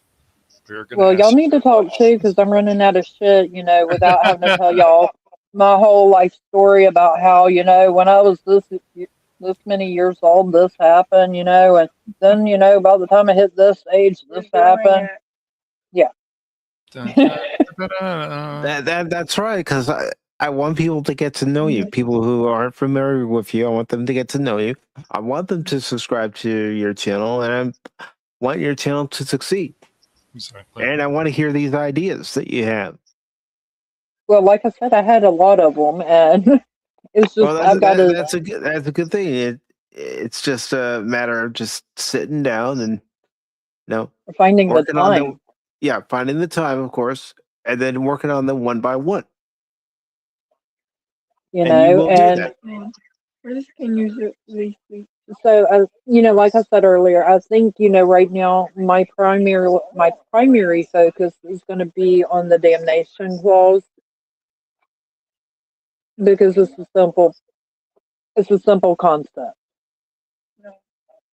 Okay, and Hmm. then once I master that, then I can go on to something a little bit bigger. And at some point I'm going to write a damn book because I had a man tell me I couldn't do it. Well, don't listen to the haters. You'll get it done. There's Yeah. no So timetable. far, so far I proved him right though. I think you'll get it done. I think you I will. was so excited. I was so excited once, and it was right when I first started writing the book. I had wrote, oh God, 45,000 words, and I was like, my book is complete. And then I got on Google. The minimum word count for a regular sized novel is 90,000, and there's no way in hell I could have took that book any further. So I had to start over. Ooh. Yeah, it was kind of a kick in the shins. Yeah. I mean, all I've ever written are short stories, so I don't know what it would be like to write a whole novel and try to make Well, sure that the story is still cohesive and flowing and not getting lost. And but yeah, like I said, I end up taking a concept and you're like, okay, this is itty bitty concept. God, I sounded like Trump saying that. But anyway, it was an itty bitty concept. And then it morphs into this gigantic thing and I'm like, okay, how do I get from point A to point B? I've made mm, this so much more than it had to be. But and then I'm like, well, I can cut this down and I can cut that down, but I really like this. So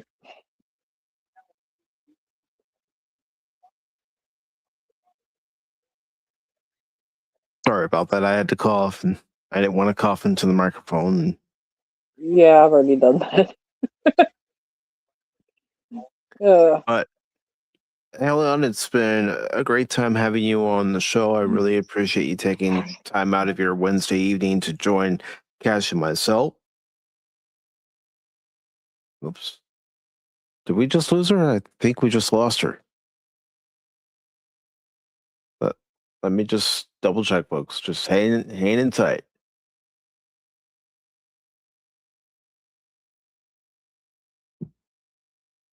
One second.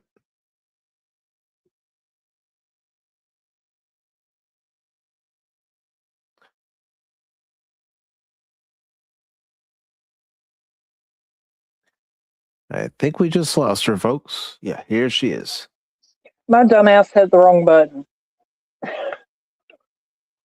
but I'm Well, back. well, as someone who has yeeted himself from the stream, I feel you. I feel you. Yeah. So, yeah. So, just for anyone needing to know, don't if you're on your phone doing StreamYards, just leave it be. Yeah. Otherwise, your thumb's gonna hit it and it's gonna kick you off. Unfortunately. And I was like, oh shit! Like I didn't mean to do that. Luckily, with my phone, I had an easier time getting back in than I did on my computer. Yeah. And it's funny you should mention that because I've had times where I've tried to use my phone and even my tablet to get into StreamYard, and I had the hardest of time. It's like, okay, well, you guys have a good show. And when that's happened, Baron and Cash will put up the pirate flag. Well, I do appreciate y'all waiting for me, but you didn't have to. Well, you're the guest, and I wanted to make sure if you needed help trying to get, the mic settings set up, and as far as the, headphone settings set up, I wanted to be here backstage and be able to guide you through it without, trying to talk during the live stream and then sending you messages on Discord how to do it. Well, I did learn a lesson. The next time I do one of these, I am showing up 30 minutes early for technical difficulties And because I was not anticipating them. oh, don't worry about it. Don't worry about it. Cash and I and everybody who has stopped by who streams knows, how it could be. You could have all the preparations done the day before, have everything all set up, but there's something that's going to pop up unexpected that's going to delay the stream, or you have to stop the stream and restart the stream. I mean, I think about streaming on Rumble sometimes. There have been times where the stream started and then it stopped. I've had it happen on YouTube too, where I'm not even aware that the stream has stopped until I'm looking and I'm going, oh shit. Here I am too focused on the game and I didn't even realize that I'd lost connection. Yeah, that sounds like something I would do. But, yeah, see, I know when I decided I wanted to do a channel, I know I'm not a gamer. And I don't know how well I would do hosting, a live stream, because what all can you talk about by yourself? So I And figure, if I'm going to do live streams, I need a bigger audience than the 8 subscribers I currently have. but that's also how you grow is with those 8 subscribers that you have. There are a lot of times when you start out, Hellion, you may be talking to yourself the whole time. Well, I talked But a lot tonight. But when you're talking to yourself, it's how you'll meet people, and it's how I've met Lady Miss. It's how I've met Godzillionaire. It's how I met Cash. It's how I met Baron. You will find people. And you will find Well, and people too who want to, help get the word about your channel out there. well, it's kind of ironic how I found any of y'all because I really didn't get involved in YouTube. You know, YouTube was for music watching. You know, that for me, that's what I got out of it. And oh God, right around the time of the pandemic, I started playing a game on my phone, and I met Arlena there.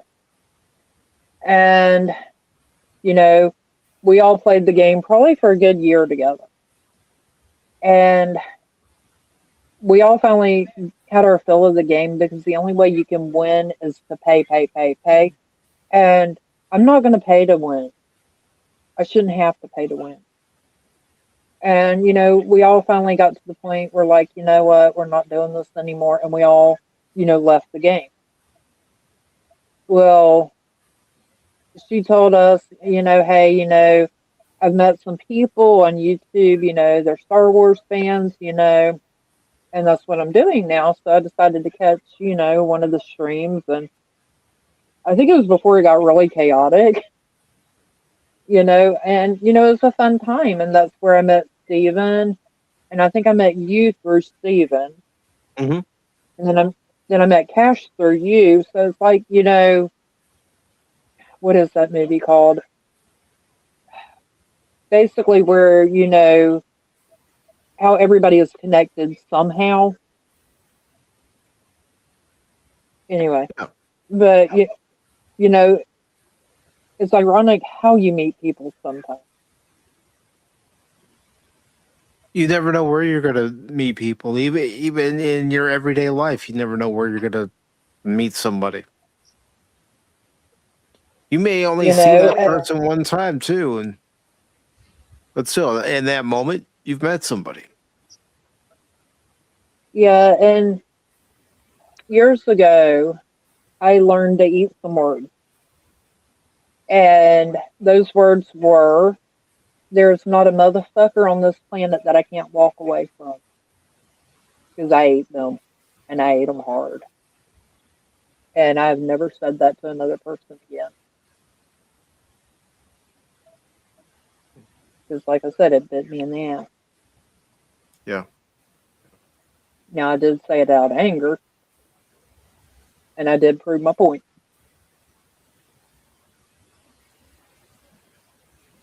And I'm going to shut up now. But Hellion, it has been great to have you on as our special guest, and I know it's hard to keep Cash quiet because he's got a motor mouth.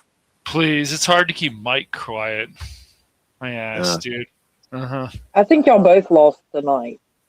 Because I think I had y'all beat. You did, but that's the whole point. But that is the whole point. When you're a guest on, doesn't matter if it's this channel, if it's on any other channel. When you're the guest should be allowed to talk. Mm-hmm. Well, I'm not a guest anymore. No, you're family.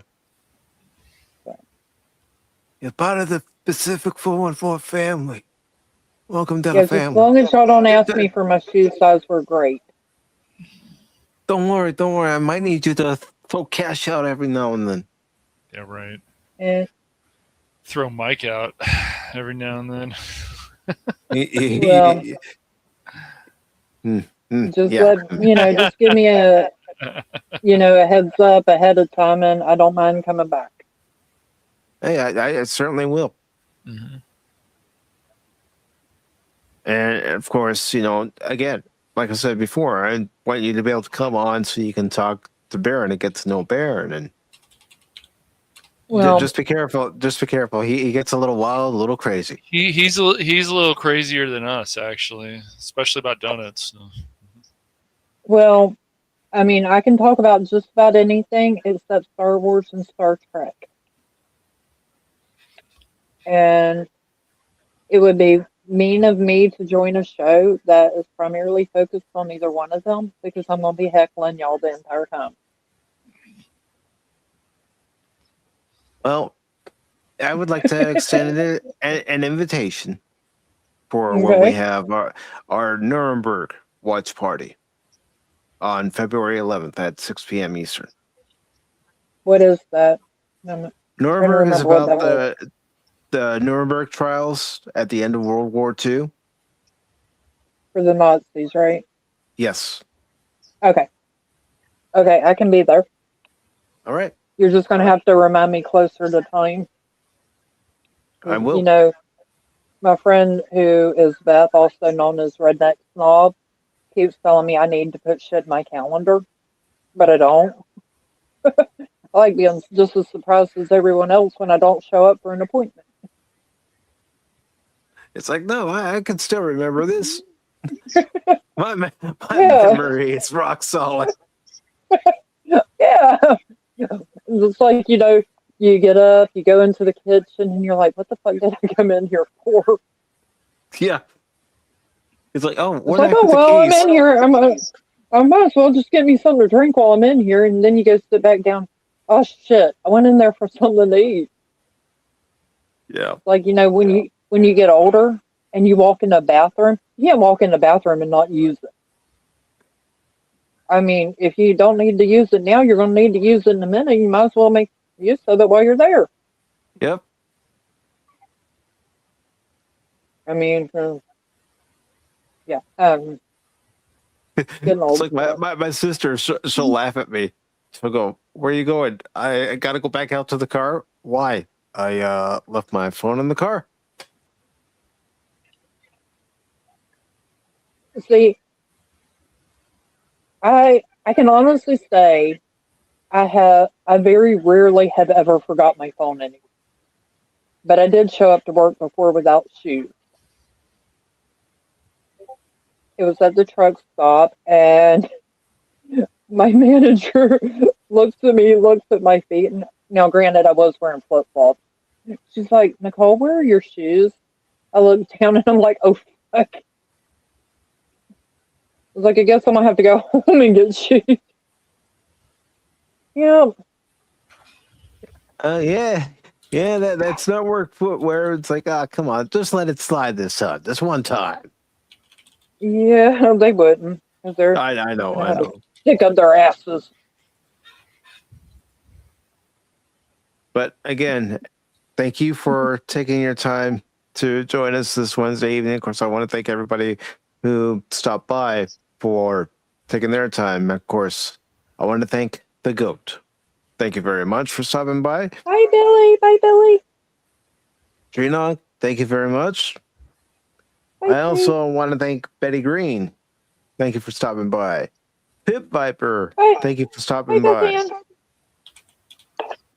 Phil McCracken, thank you for stopping by, Phil. The best troll on YouTube. Actually, Darren would say troll. otherwise. Baron's a way better troll than Phil. I told him that too. And of course, Phil that at least a few times. Pat Wannabe, thank you for stopping by. DJ Roddy G and his turtles. Turtles. Devo, thank you for stopping by. Redneck Snob, thank you for stopping by. Scott Westbrook, thank you for stopping by, and thank you for that $10 super chat. And don't worry, at some point there will be sacrifice of Steven. He just doesn't know it yet. We'll be playing the game, and then all of a sudden, oh yeah, remember that $10 super chat Scott gave you? It's time to sacrifice Steven. Woohoo! Godzillionaire, thank you, brother. The princess of YouTube, the lady, Leia Rose. We also had Shane, also known as your Ron. I guess I'm Ron. Are you Ron Cash? I mean, yeah. We're wrong. He must be. Whatever. We must be.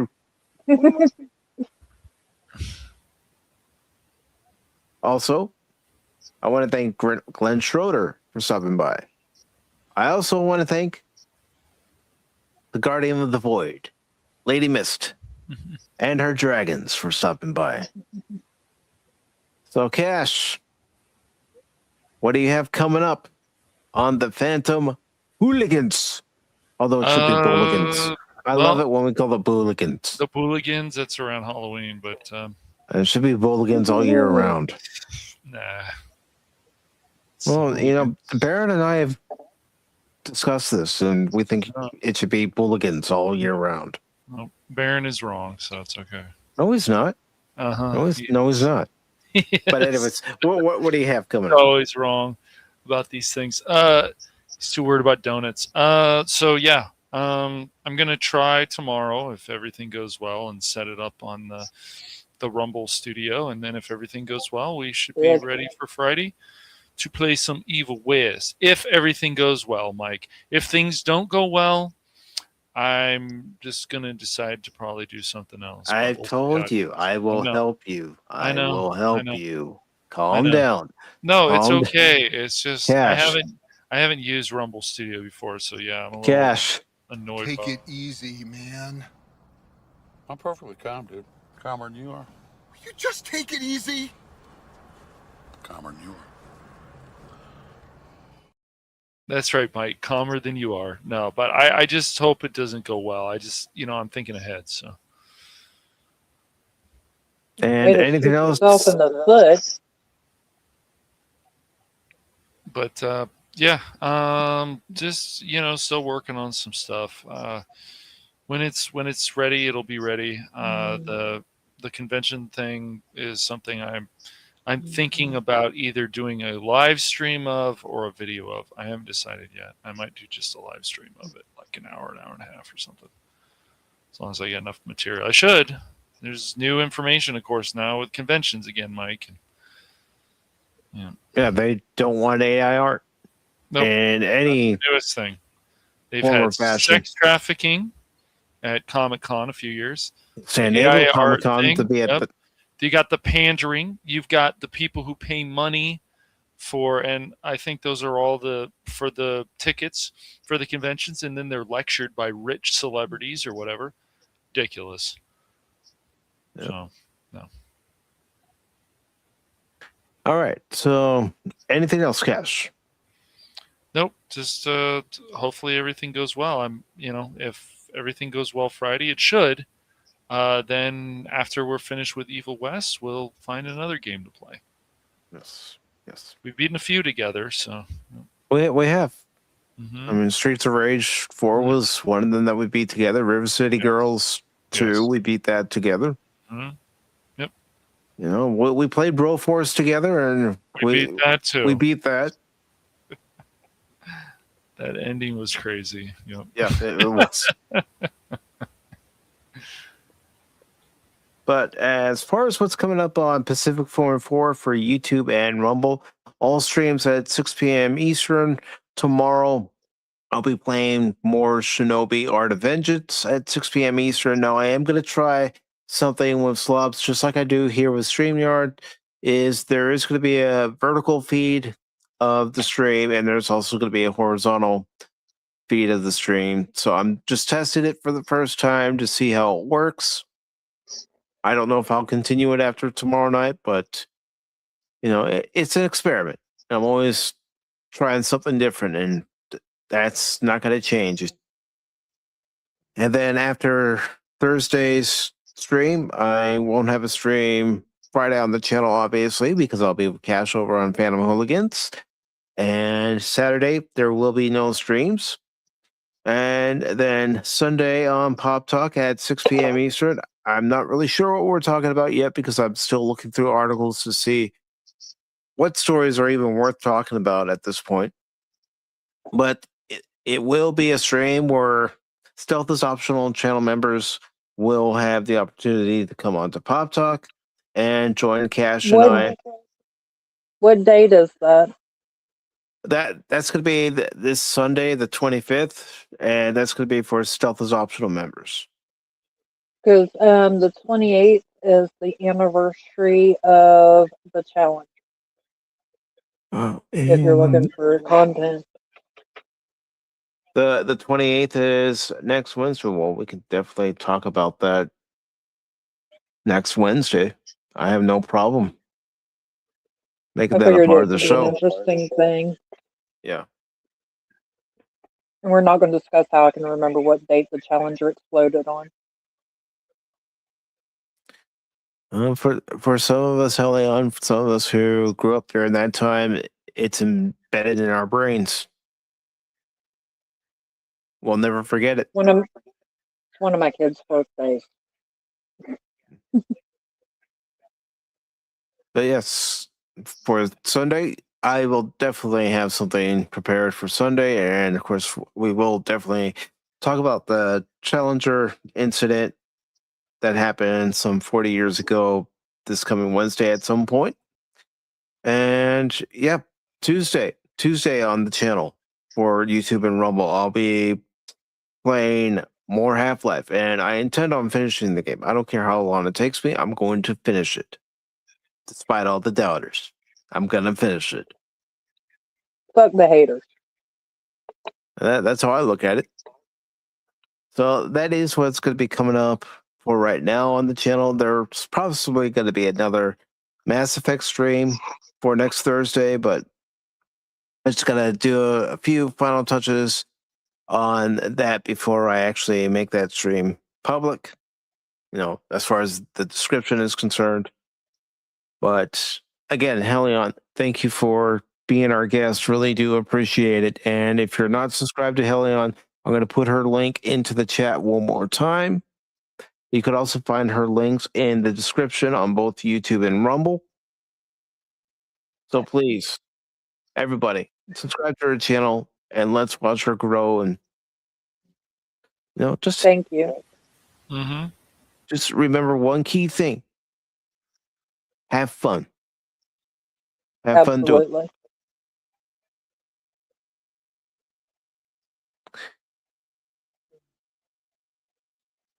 I haven't gotten to that part yet, but I have been practicing a little bit here and there with the game offline, low spec.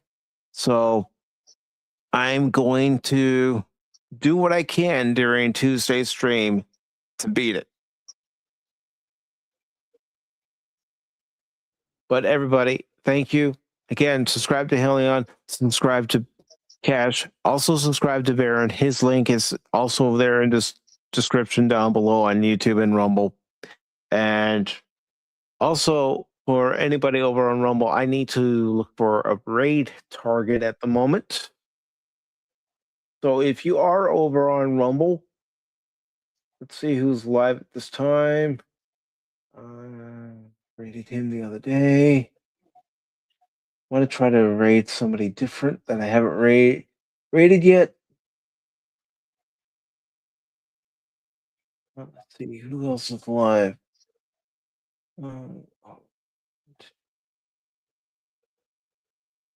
Not too many people that I follow are live. So you know what? If you are over on the Rumble side, I'll have it in there in just a second. For those of you who are on Rumble, let's go raid Fat Steven.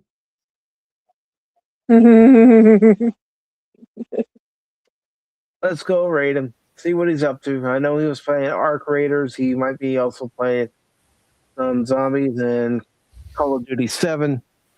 And who knows what else might be on the docket.